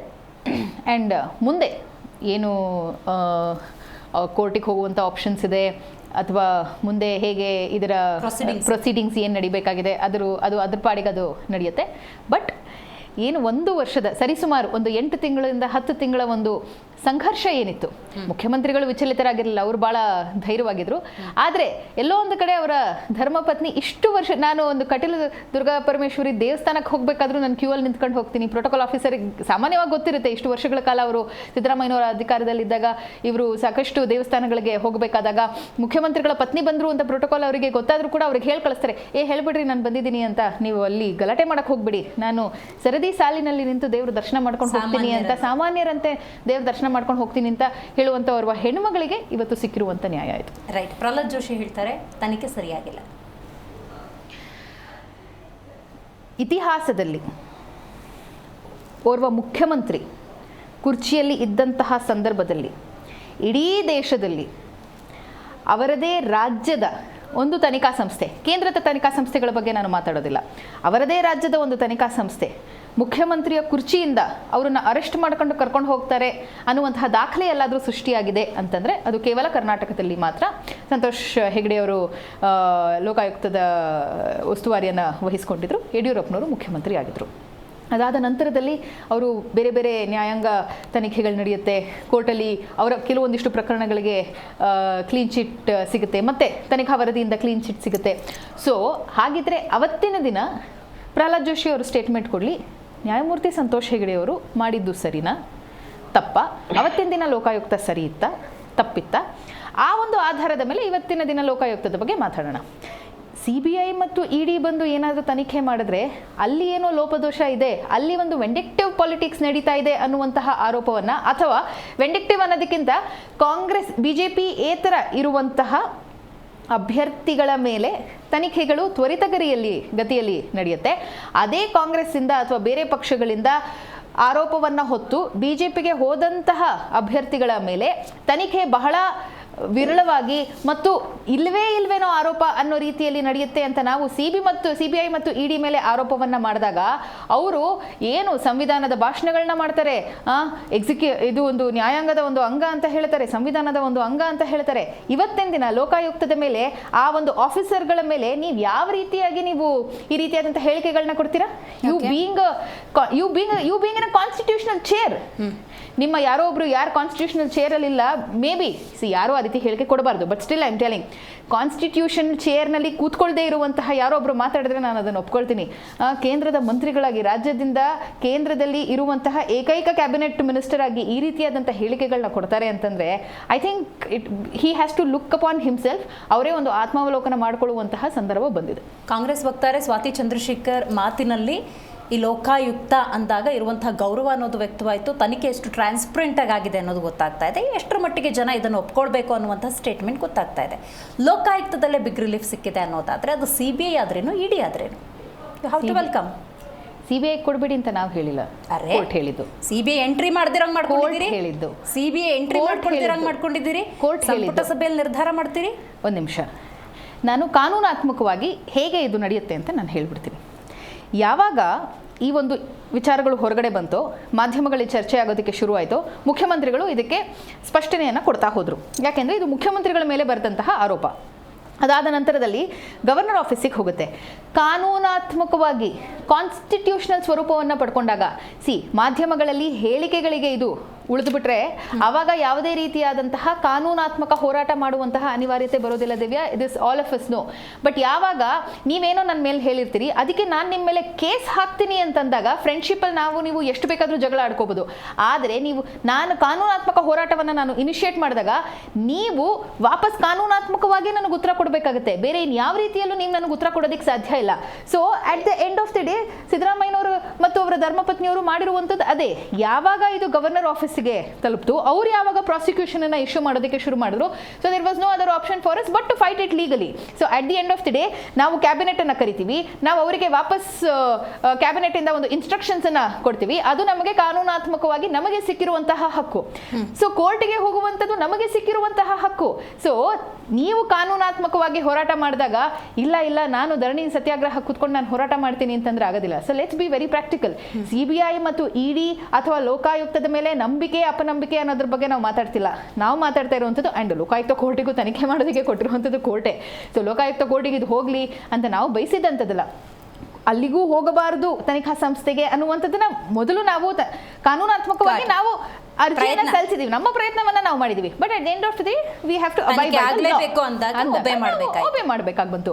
ಅಂಡ್ CBI ವಿಚಾರದಲ್ಲೂ ಅಷ್ಟೇ ನಾವು ಎಂಟ್ರಿ ಆಗಿ ಬೇಡ ಅಂತ ಹೇಳಿದ್ವಿ, ಕೋರ್ಟ್ ಅದಕ್ಕೆ ಬೇಡ ಅಂತ ಹೇಳಿತು. ಸೊ ಇದರ ಪ್ರಶ್ನೆ ನಮ್ಮ ಒಂದು ಭಯ ಅಥವಾ ಭಯ ಇಲ್ವಾ, ಅದ್ರ ಮೇಲೆ ನಂಬಿಕೆಯ ಅಪನಂಬಿಕೆಯ ಅನ್ನೋದ್ರ ಮೇಲೆ ಬರೋದಿಲ್ಲ. This is very clear statement of how we are waging the war ಅಷ್ಟೇ. ನಮ್ಮ ಎದುರಾಳಿ ಬಾಣ ಹೊಡೆದಾಗ ನಾವು ಮರೆ ಮಾಚ್ಕೊಳ್ಳೋದಕ್ಕಾಗೋದಿಲ್ಲ ಸರ್, ನಾವು ಬಾಣದಲ್ಲೇ ವಾಪಸ್ ಹೊಡಿಬೇಕಾಗತ್ತೆ. ರೈಟ್.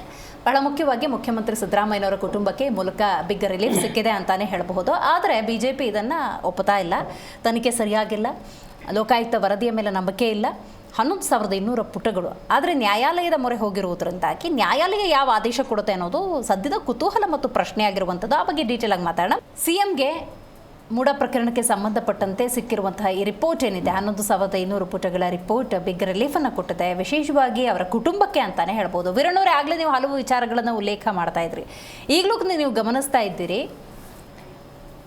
ಕಾಂಗ್ರೆಸ್ ವಕ್ತಾರರು ಮಾತಾಡ್ತಾ ಇದ್ರು, ಅವರ ಕೆಲವೊಂದು ಪ್ರಮುಖ ಅಂಶಗಳು ಅಂತ ಹೇಳಿದ್ರೆ ನಾವು ತನಿಖೆಯೇ ಬೇಡ ಅಂತ ಹೇಳ್ತಾ ಇದ್ವಿ. ಅಂತರದಲ್ಲಿ ತನಿಖೆ ಅಂದ ಸಂದರ್ಭದಲ್ಲಿ ಲೋಕಾಯುಕ್ತವನ್ನು ನಾವು ತನಿಖೆಯನ್ನು ಒಪ್ಕೊಳ್ಳೇಬೇಕಾಯಿತು, ಅದರಿಂದಲೇ ಬಿಗ್ ರಿಲೀಫ್ ಸಿಕ್ಕಿದೆ. ಇದೆಲ್ಲವೂ ಕೂಡ ರಾಜಕೀಯ ಪ್ರೇರಿತ, ರಾಜಕೀಯ ಷಡ್ಯಂತ್ರ ಅಂತ ಹೇಳ್ತಾ ಇದ್ರು. ಏನು ಹೇಳ್ತಿದ್ರ ಬಗ್ಗೆ ಮೇಡಮ್? ಈಗ ಲೋಕಾಯುಕ್ತ ವರದಿ ಸಲ್ಲಿಸಿರೋದು ಅದು ಮಧ್ಯಮ ವರದಿ ಅಂತಾನೆ ಹೇಳ್ಬೋದು, ಅದು ಪೂರ್ಣಾವಧಿ ಅಲ್ಲ. ಯಾಕಂದ್ರೆ ಇದು 1991 ಇಸವಿಯಿಂದ ಆಗಿರುವಂತ ಅಕ್ರಮ.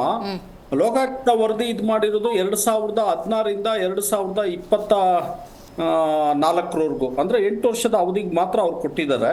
ಅದರಲ್ಲೂ ಕೂಡ ಸಾಕ್ಷ್ಯಾಧಾರಗಳ ಕೊರತೆ, ಅಂದ್ರೆ ಈಗ ದೂರುದಾರರುಗಳು ಸಾಕಷ್ಟು ಸಾಕ್ಷ್ಯಗಳನ್ನ ಒದಗಿಸಿದ್ದಾರೆ. ಆದ್ರೆ ಎಲ್ಲೋ ಒಂದು ಕಡೆ ಲೋಕಾಯುಕ್ತ ಪೊಲೀಸ್ನವರು, ಲೋಕಾಯುಕ್ತ SP ಮೈಸೂರು ಉದೇಶ್ ಅವರು ಇವತ್ತವರೆಗೂ ದೂರುದಾರರನ್ನ ಕರೆದು ವಿಚಾರಣೆ ಮಾಡಿಲ್ಲ. ಯಾಕಂದ್ರೆ ದೂರುದಾರರನ್ನು ಕೂಡ ಕರೆದು ಅವರು ಎನ್ಕ್ವೈರಿ ಮಾಡ್ಬೇಕಾಗಿತ್ತು, ಅವರಿಂದನೂ ಕೂಡ ಸಾಕ್ಷ್ಯಾಧಾರಗಳು ಪಡ್ಕೋಬಹುದಿತ್ತು, ಅದು ಕೂಡ ಆಗಿಲ್ಲ. ಎಲ್ಲೋ ಒಂದು ಕಡೆ SP ಲೋಕಾಯುಕ್ತ ಅವರು, ಅಂದ್ರೆ ಇದಕ್ಕಿಂದೆ ಅವ್ರು ಇದ್ದಿದ್ದು ಚಾಮರಾಜನಗರ ಅಡಿಷನಲ್ SP ಆಗಿದ್ರು. ಇತ್ತೀಚೆಗೆ ಕಳೆದ ಒಂದು 5-6 ತಿಂಗಳಿಂದ ಅವರು ಮೈಸೂರಿಗೆ ಟ್ರಾನ್ಸ್ಫರ್ ಆಗಿದ್ದಾರೆ. ಅಂದ್ರೆ ಎಲ್ಲೋ ಒಂದು ಕಡೆ CM ಕೂಡ ಅದರಲ್ಲೂ ಪ್ರಭಾವ ಬೀರಿ ಅವರ ಪರ ಆಗುವಂತ SP-ನೇ ಅಲ್ಲಿ ಏನೋ ಇದು ಮಾಡಿರೋ ತರನು ಇದು ಕಾಣ್ತಾ ಇದೆ. ಯಾಕಂದ್ರೆ ಸ್ವಾಯತ್ತ ಸಂಸ್ಥೆ ಆದ್ರೂ ಕೂಡ ಅದು ರಾಜ್ಯ ಸರ್ಕಾರದ ಅಧೀನದಲ್ಲಿ ಬರ್ತಕ್ಕಂತ ಸಂಸ್ಥೆನೇ ಲೋಕಾಯುಕ್ತ. ಪೊಲೀಸ್ ಇಲಾಖೆಯಿಂದನೇ ಇವರು ಅಲ್ಲಿಗೆ ಲೋಕಾಯುಕ್ತಕ್ಕೆ ಟ್ರಾನ್ಸ್ಫರ್ ಆಗಿದ್ದಾರೆ. ಯಾರು? ಉದೇಶ್ ಅವರು.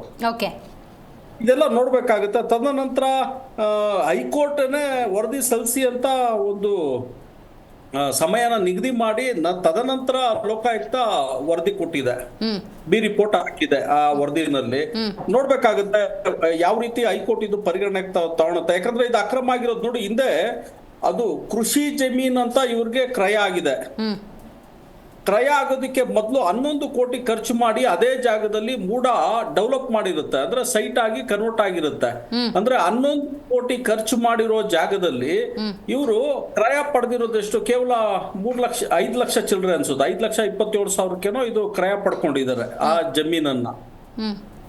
ಅಕ್ರಮಗಳು ಅಲ್ಲಿಂದನೇ ಶುರುವಾಗಿದೆ. 97 ಸನ್ಮಾನ್ಯ ಮುಖ್ಯಮಂತ್ರಿಯಾದ ಸಿದ್ದರಾಮಯ್ಯರು ಆ ಸಂದರ್ಭದಲ್ಲಿ DCM ಆಗಿರ್ತಾರೆ.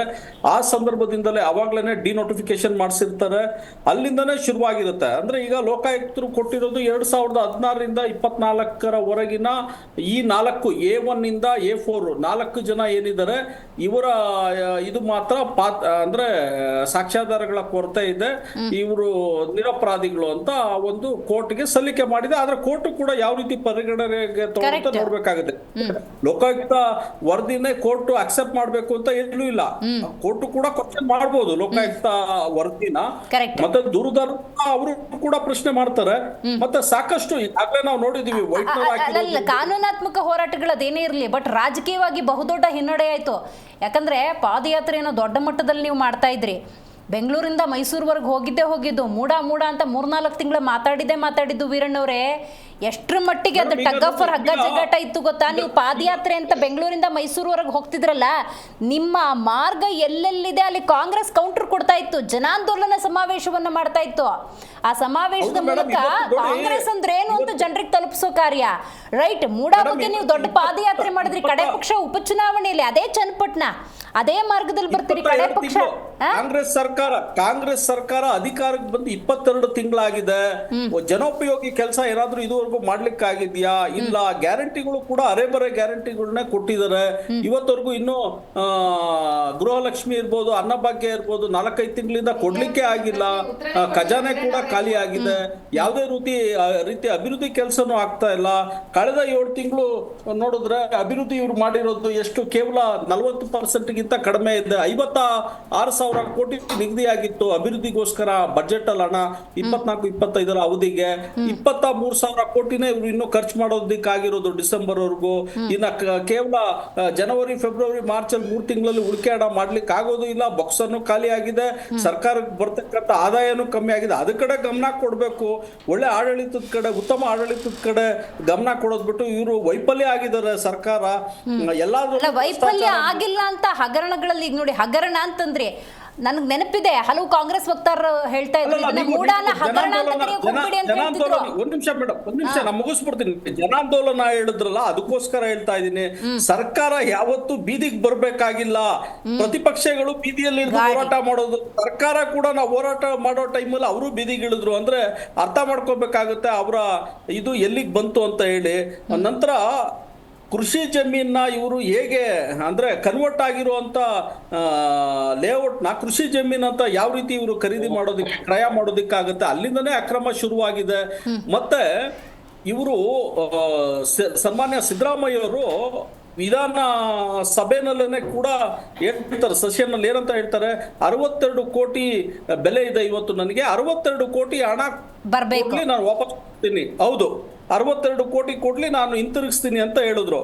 ತದನಂತರ ಏನು ಹಣ ಪಡೆದೇನೆ ಏನಕ್ಕೋಸ್ಕರ 14 ಸೈಟ್ ಹಿಂದಿರುಗಿಸಿದ್ರು ಅವರ ಶ್ರೀಮತಿಯವರು, ಇದನ್ನೆಲ್ಲ ನೋಡ್ಬೇಕಾಗುತ್ತೆ. ಯಾಕಂದ್ರೆ ಇಡಿ ಎನ್ಕ್ವೈರಿ ಮಾಡ್ತಾ ಇದೆ. ಇಡಿ ಏನಾದ್ರು ಸೀಸ್ ಮಾಡಿದ್ರೆ ತೂಗುಗತ್ತಿ ನಮ್ಮ ಮೇಲೆ ಬೀಳ್ಬೋದು. ಕಷ್ಟಪಟ್ಟು ಪಡ್ಕೊಂಡ್ರೇನೆ ಕೇಳಕ್ ಸಾಧ್ಯ. ಎಲ್ಲೊಂದ್ ಕಡೆ 1000 ಸೈಟ್ ಇದ್ದು 14 ಸೈಟ್ ಮಾತಾಡ್ಬೇಕಾದ್ರೆ ಕಾಂಗ್ರೆಸ್ ವಕ್ತಾರರು ಮಾತಾಡೋ ಸಂದರ್ಭದಲ್ಲಿ ನಾನು ಡಿಸ್ಟರ್ಬ್ ಮಾಡಿಲ್ಲ, ಮಧ್ಯದಲ್ಲಿ ಮಾತಾಡ್ಬೇಡಿ, ನಾನು ಝೂಮ್ ಅಲ್ಲಿ ಮಾತಾಡ್ತಾ ಇದ್ದೀನಿ, ಸ್ಟುಡಿಯೋದಲ್ಲಿ ಇಲ್ಲ, ದಯವಿಟ್ಟು ತೊಂದರೆ ಮಾಡ್ಬೇಡಿ, ನಾನು ಮುಗಿಸ್ತೀನಿ. ಹೀಗಾಗಿ ಎಲ್ಲೋ ಒಂದು ಕಡೆ ಅವರ ಶ್ರೀಮತಿಯವರು ವಾಪಸ್ ಕೊಟ್ಟಿದ್ದಾರೆ, ಸಿದ್ದರಾಮಯ್ಯರು ಕೂಡ ಎಲ್ಲೋ ಒಂದ್ ಕಡೆ ಸುಮ್ನೆ ಆಗಿರೋದು. ಇದೆಲ್ಲ ನೋಡಿದ್ರೆ ಎಲ್ಲೋ ಒಂದ್ ಕಡೆ ಅಕ್ರಮ ಮಾಡಿರೋದು ಒಪ್ಕೊಂಡಿರೋ ರೀತಿನೇ ಅದೆಲ್ಲ ಮಾಧ್ಯಮಗಳಲ್ಲಿ ನಾವೆಲ್ಲ ನೋಡಿದ್ವಿ. ಇನ್ನು ಕೂಡ ಇಡಿದು ಕೂಡ ಇವತ್ತು ಧಾರವಾಡದ ಪೀಠ ಕಾಯ್ದಿರಿಸಿದೆ ಆದೇಶನ. ಅದು ಕೂಡ ಆದೇಶ ಏನ್ ಬರುತ್ತೆ ನೋಡ್ಬೇಕಾಗುತ್ತೆ. ಇಡಿ ಯಾವ ರೀತಿ ಮುಂದುವರಿಯುತ್ತೆ, ಮತ್ತೆ ಹೈಕೋರ್ಟ್ ಅಲ್ಲಿ ಕೂಡ ವಾದ ವಿವಾದಗಳು, ದೂರುದಾರರು ಇರ್ಬೋದು, ಮತ್ತೆ ನ್ಯಾಯಪೀಠ ಯಾವ ರೀತಿ ಅಕ್ಸೆಪ್ಟ್ ಮಾಡುತ್ತೆ ವರದಿನ, ಇದನ್ನೆಲ್ಲ ಮುಂದಿನ ದಿನಗಳಲ್ಲಿ ನೋಡ್ಬೇಕಾಗುತ್ತೆ ಮೇಡಮ್. ಸತ್ಯಕ್ಕೆ ನ್ಯಾಯ ಸಿಗೋದಂತೂ ಖಂಡಿತ. ಸ್ವಲ್ಪ ಕಾಲಾವಕಾಶ ಇದೆಲ್ಲ ಏನಾಗುತ್ತೆ, ಲೋಕಾಯುಕ್ತ ಈ ರೀತಿ ವರದಿ ಕೊಟ್ಟಿರೋದ್ರಿಂದ ಒಂದ್ ಸ್ವಲ್ಪ ಕಾಲ ವಿಳಂಬ ಆಗ್ಬೋದು ಅಷ್ಟೇನೆ. ಖಂಡಿತ ಸತ್ಯ ಹೊರಗೆ. ನೋಡಿ, 86,000 ಜನ ಅರ್ಜಿದಾರರು ಕಾಯ್ತಾ ಇದ್ದಾರೆ 16 ವರ್ಷದಿಂದ. ಅವ್ರಿಗೆ ನ್ಯಾಯ ಸಿಗೋದು ಬೇಡವಾ? ಖಂಡಿತವಾಗ್ಲೂ ಅವ್ರಿಗೂ ನ್ಯಾಯ ಸಿಗ್ಬೇಕು.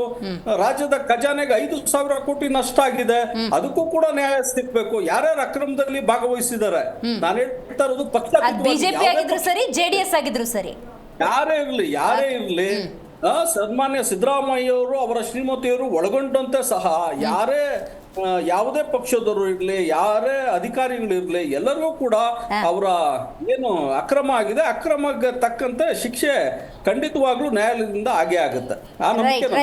ರೈಟ್ ವೀರಣ್ಣ ಅವರೇ. ಅರುಣ್ ಅವರೇ, ನೀವು ಹೇಳಿ, ನ್ಯಾಯದ ಹೋರಾಟ ಅಂತ ಹೇಳಿ ದೊಡ್ಡ ಮಟ್ಟದ ಪಾದಯಾತ್ರೆಯನ್ನ ಮಾಡಿದ್ರಿ. ಹಂತವಾಗಿ ಜನಸಾಮಾನ್ಯರಿಗೆ ಮೂಢ ಅಕ್ರಮ ಯಾವ ರೀತಿ ಆಗಿದೆ ಅಂತ ಹೇಳುವಂತಹ ಪ್ರಯತ್ನವನ್ನ ಮಾಡಿದ್ರಿ. ರಾಜಕೀಯವಾಗಿ ಇವತ್ತು ಲೋಕಾಯುಕ್ತದ ಕಡೆಯಿಂದ ಬಂದಿರುವಂತ ರಿಪೋರ್ಟ್ ನಿಮಗೆ ಹಿನ್ನಡೆ ಅಂತ ಅನ್ನಿಸ್ತಾ ಇಲ್ವಾ? ಇದು ಹಿನ್ನಡೆ ಅಲ್ಲಮ್ಮ, ಇದು ನಾನು ಆಗ್ಲೇ ಹೇಳಿದ್ದೆ, ಓಪನ್ ಟಿವಿ ಡಿಬೇಟ್ ನಲ್ಲೇ ಹೇಳಿದ್ದೆ. ಏನ್ ಹೇಳಿದ್ದೆ, ಈಗ ಏನು ರಾಜೀನಾಮೆ ಕೊಡದೆ ಮುಂದುವರೆದು ಲೋಕಾಯುಕ್ತವನ್ನು ಎದುರಿಸುವಂತಹ ನಾಟಕ ಆಡ್ತಾ ಇದ್ದಾರೆ. ಇದು ಕ್ಲೀನ್ ಚಿಟ್ ಆಗಿ ಹೊರಗೆ ಬರ್ತಾರೆ. ಇದು ಕ್ಲೀನ್ ಚಿಟ್ ಆಗಿ, ಇದು ಸಾಮಾನ್ಯ ಜನರಿಗೆ ಗೊತ್ತಿರುವಂತದ್ದೇ. ಅದು ಕೂಡ ಕಾಂಗ್ರೆಸ್ ಅಲ್ವೇ ಅದು? ಅಂದ್ರೆ ನೀವು ಎಕ್ಸ್ಪೆಕ್ಟ್ ಮಾಡಿದ್ರಿ ರಿಪೋರ್ಟ್ ಹಿಂಗೆ ಬರುತ್ತೆ ಅಂತ ನೀವು ಎಕ್ಸ್ಪೆಕ್ಟ್ ಮಾಡಿದ್ರಿ ಹಂಗಾದ್ರೆ? ಒಂದು ವೇಳೆ ಇವರು ಹೇಳಿದ್ರಲ್ಲ ಸಂತೋಷ್ ಹೆಗಡೆ ತರ ರಿಪೋರ್ಟ್ ಏನಾದ್ರೂ ಬಂದು ಬಿಟ್ಟಿದ್ದಿದ್ರೆ ತದನಂತರ ಯಡಿಯೂರಪ್ಪನವರು ಕ್ಲೀನ್ ಚಿಟ್ ಆಗಿ ಹೊರಗೆ ಬಂದ್ರು. ಆದರೆ ಅಂದಿನ ಕಾಲದಲ್ಲಿ ಸಂತೋಷ್ ಹೆಗಡೆ ಅಂತ ಒಬ್ಬ ನಾಯಕರ ಅಡಿಯಲ್ಲಿ ಸಿದ್ದರಾಮಯ್ಯನವರಿದ್ರೆ ಅದು ಬೇರೆ ವಿಷಯ ಇತ್ತು. ಬಿಟ್ಟಾಕಿ ವೆಂಕಟಾಚಲ ಇದ್ದಂತ ಸಂದರ್ಭದಲ್ಲಿ ಇವರೇ ಯಡಿಯೂರಪ್ಪನವ್ರು ತಪ್ಪು ಮಾಡಿದ್ ಹೌದಾ? ಅವ್ರ ರಿಪೋರ್ಟ್ ಸರಿ ಇತ್ತಾ ಹಾಗಿದ್ರೆ? ಏನಾಯ್ತು? ಅವ್ರ ಅರೆಸ್ಟ್ ಕರೆ ಸರಿ ಇತ್ತಾ? ಇದು ಮಧ್ಯ ಬಾಯಿ ಹಾಕಿದ್ರಲ್ಲ, ಆಯ್ತು ಇರ್ಲಿ. ಅದೇ ಈಗಲೂ ಹೇಳಿದ್ರು ವೀರಣ್ಣರು, ಮಧ್ಯೆ ಬಾಯಿ ಹಾಕ್ಬೇಡಿ, ತಮಗೂ ಕೂಡ ಅವಕಾಶ. ಅಲ್ಲ, ಅವ್ರ ಬಂಧನ ಸರಿ ಇತ್ತಾ ಹೇಳ್ಬಿಡಿ ನೀವು. ಅಲ್ಲ ನೀವು ಸ್ಟೇಟ್ಮೆಂಟ್ ಕಂಪ್ಲೀಟ್ ಮಾಡಿದ್ರಾ? ಸ್ಟೇಟ್ಮೆಂಟ್ ಕಂಪ್ಲೀಟ್ ಮಾಡ್ಬಿಡಿ ಅಲ್ಲ. ಅವರ ಬಂಧನ ಸರಿ ಇತ್ತಾ ಹೇಳ್ಬಿಡಿ ನಿಮ್ಮ ಪ್ರಕಾರ. ಸಂತೋಷ್ ಹೆಗ್ಡೆ ಬಗ್ಗೆ ಬೇರೆ ವ್ಯಕ್ತಿತ್ವ ಅಂತಾನು ಮಾತಾಡ್ತೀರಿ, ಆಮೇಲೆ ಕ್ಲೀನ್ ಚಿಟ್ ತಗೊಂಡು ಮಾತಾಡ್ತೀರಿ. ಅರುಣ್ ಅವರೇ, let us come to the point.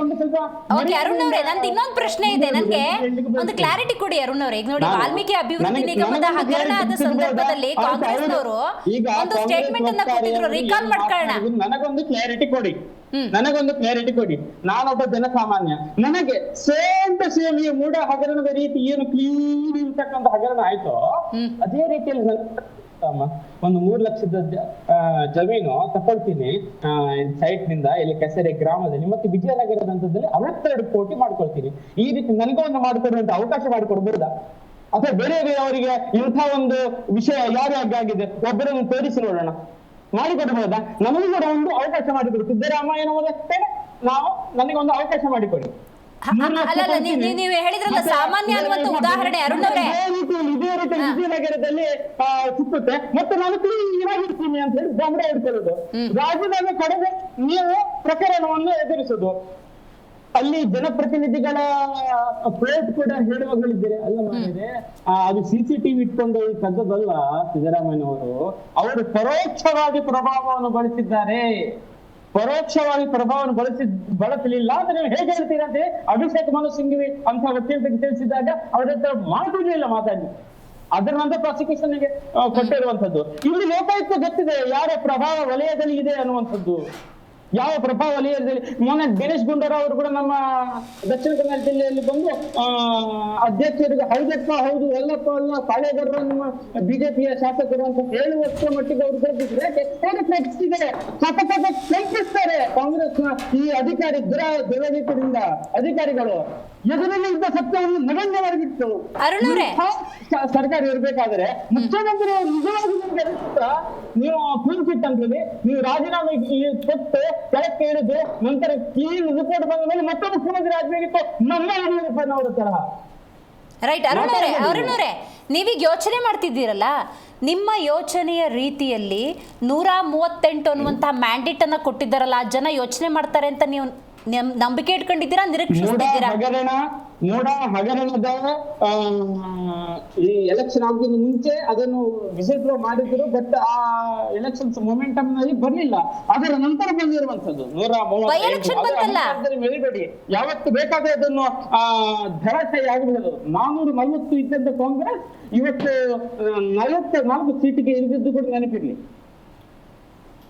Right, okay, ಮಾತಾಡ್ತೀನಿ ನಿಮ್ಮ ಜೊತೆ ಹಂಗೆ ಸಂಪರ್ಕದಲ್ಲಿ. ರವೀಶ್ ಅವರೇ, ಮೂಡ ಹಗರಣ ಅಂದಾಗ ಅದನ್ನು ಸ್ವಲ್ಪ ಬದಿಗಿಟ್ಟಿರೋಣ. ವಾಲ್ಮೀಕಿ ಹಗರಣದಲ್ಲಿ ಸ್ವಲ್ಪ ಏನಾಯಿತು ಅಂದಾಗ ಓಪನ್ ಸ್ಟೇಟ್ಮೆಂಟನ್ನು ಕಾಂಗ್ರೆಸ್ ನಾಯಕರು ಕೊಟ್ಟಿದ್ರು, ಇಲ್ಲಿ ಅಧಿಕಾರಿಗಳ ಇನ್ವಾಲ್ವ್ಮೆಂಟ್ ಇದೆ, ಜನಪ್ರತಿನಿಧಿಗಳ ಯಾರ ಇನ್ವಾಲ್ವ್ಮೆಂಟ್ ಇಲ್ಲ ಅಂಥೇಳಿ. ತಪ್ಪಾಗಿದೆಯೋ ಬಿಟ್ಟಿದೆಯೋ ಅದು ನ್ಯಾಯಾಲಯವೇ ಅಂತಿಮವಾಗಿ ತೀರ್ಮಾನ ಮಾಡಲಿ.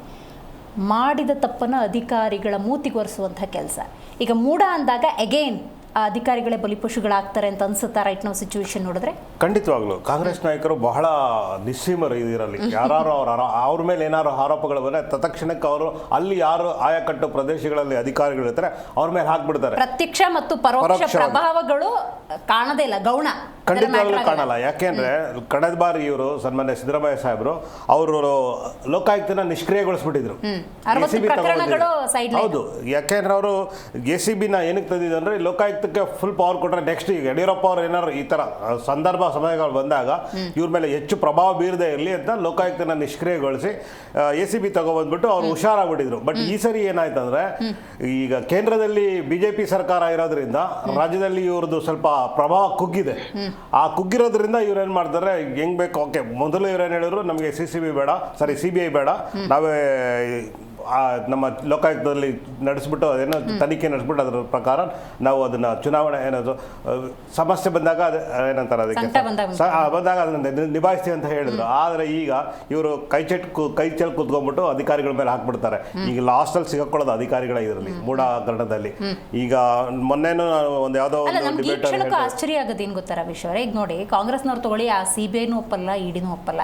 ರಾಜ್ಯದ ಕಾಂಗ್ರೆಸ್ ನಾಯಕರನ್ನು ತಗೊಳ್ಳಿ, ಅವ್ರು ಹೇಳೋದು ಇಂಥದ್ದೇ ಸ್ಟೇಟ್ಮೆಂಟು, ಅದು ಕೇಂದ್ರದಿಂದ ಕಳಿಸುವಂತಹ ಸಂಸ್ಥೆಗಳು ಅಂತ ಹೇಳಿ. BJP ನಾಯಕರನ್ನು ತಗೊಳ್ಳಿ, ಯಾವ SITನೂ ನಂಬಲ್ಲ, ಈಗ ಲೋಕಾಯುಕ್ತನೂ ನಂಬ್ತಾ ಇಲ್ಲ. ಹಾಗಾದ್ರೆ ಜನ ಯಾವುದನ್ನು ನಂಬಬೇಕು, ಯಾವುದನ್ನು ಒಪ್ಕೋಬೇಕು? ಎಲ್ಲ ಪ್ರಹಸನವನ್ನು ಜನ ನೋಡ್ತಾರಲ್ವಾ? ಇವರು ಏನಂದ್ರೆ ಅನುಕೂಲ ಸಿದ್ಧ ರಾಜಕಾರಣ.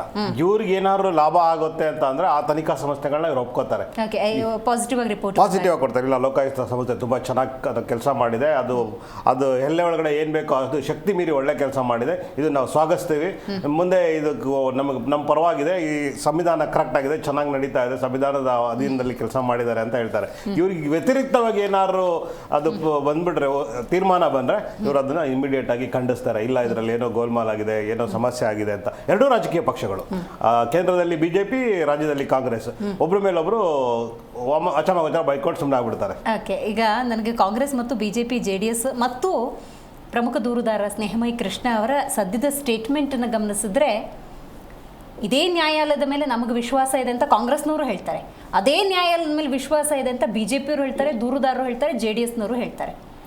ಅದೇ ಈಗ ಅವ್ರಿಗೆ ಅನುಕೂಲ ಆಗ್ತಾ ಇರೋದನ್ನ ಹೇಳ್ತಾರೆ. ಅದೇ ಏನಾದ್ರು ಇವಾಗ CBI ED ತನಿಖೆ ಆಗುತ್ತೆ ಅಂದ್ರೆ, ಯಾಕೆ ನಮ್ಮ ಸಂಸ್ಥೆ ಕರೆಕ್ಟಾಗಿ ಕೊಟ್ಟಿದ್ದಲ್ಲ ತೀರ್ಮಾನ, ಮತ್ತೇನಕ್ಕೆ ನಾವು ಇವ್ರ ಮೇಲ್ಮನವಿಗೆ ಹೋಗ್ಬೇಕು ಅಂತ ಇವರು ಪ್ರಶ್ನೆ ಮಾಡ್ತಾರೆ. ಇವ್ರಿಗೆ ಎಲ್ಲಿವರೆಗೂ ಅನುಕೂಲ ಆಗ್ತಾ ಇರುತ್ತೆ ಅಲ್ಲಿವರೆಗೂ ಇವರು ಏನು ಪ್ರಶ್ನೆ ಮಾಡಲ್ಲ. ಇವ್ರಿಗೆ ಏನಾದ್ರು ಸ್ವಲ್ಪ ಹಿನ್ನಡೆ ಆಯಿತು, ಸ್ವಲ್ಪ ಸಮಸ್ಯೆ ಆಯಿತು ಅಂದರೆ ತಕ್ಷಣಕ್ಕೆ ಇವರು ಅದನ್ನು ವಿರೋಧಿಸ್ತಾರೆ. ಅವ್ರಿಗೆ ಮನಸೋ ಇಚ್ಛೆ ಅವ್ರನ್ನ ವಾಗ್ದಾಳಿ ಮಾಡ್ತಾರೆ. ಏನೇನು ಬೇಕೋ ಸ್ಟೇಟ್ಮೆಂಟ್ಗಳು ಕೊಟ್ಬಿಟ್ಟು ರೈಟ್. ಸ್ವತಃ ಈಗ BJP ಮತ್ತು JDS ವಕ್ತಾರರು ಸೇರಿದಂತೆ ಸ್ನೇಹಮಯಿ ಕೃಷ್ಣ ಅವರ ಕಾಂಟೆಕ್ಸ್ಟ್ ಹೆಂಗಿದೆ ಅಂತ ಹೇಳಿದ್ರೆ, ಒಂದು ರಿಪೋರ್ಟ್ ಬಂದ ತಕ್ಷಣ ಅದು ಅಂತ್ಯ ಅಲ್ಲ ಅಂತ. ನ್ಯಾಯಾಲಯದಲ್ಲಿ ಅಂತಿಮವಾಗಿ ಬರುವಂತಹ ಆದೇಶವೇ ಪ್ರಮುಖ, ಇದೊಂದಕ್ಕೆ ಆನ್ಸರ್ ಬೇಕು. At the same time Valmiki ಹಗರಣದಲ್ಲಿ ಅಧಿಕಾರಿಗಳು ಮಾಡಿದ ತಪ್ಪು, ಯಾವುದೇ ಜನಪ್ರತಿನಿಧಿಯ ಹಸ್ತಕ್ಷೇಪ ಅನ್ನೋದಿಲ್ಲ. ಮೂಡಾದಲ್ಲೂ ಮುಖ್ಯಮಂತ್ರಿ ಸಿದ್ದರಾಮಯ್ಯನವ್ರ ಪಾತ್ರನೂ ಇಲ್ಲ, ಅವ್ರ ಕುಟುಂಬದವ್ರ ಪಾತ್ರನೂ ಇಲ್ಲ, ಯಾವುದೇ ಮಧ್ಯವರ್ತಿ ಪಾತ್ರನೂ ಇಲ್ಲ, ಅಧಿಕಾರಿಗಳ ತಪ್ಪು. ಸೊ ಕಾಂಗ್ರೆಸ್ ಗೌರ್ಮೆಂಟಲ್ಲಿ, ಕಾಂಗ್ರೆಸ್ ಆಡಳಿತದಲ್ಲಿ ಬಲಿಪಶುಗಳಾಗೋದು ಅಧಿಕಾರಿಗಳು.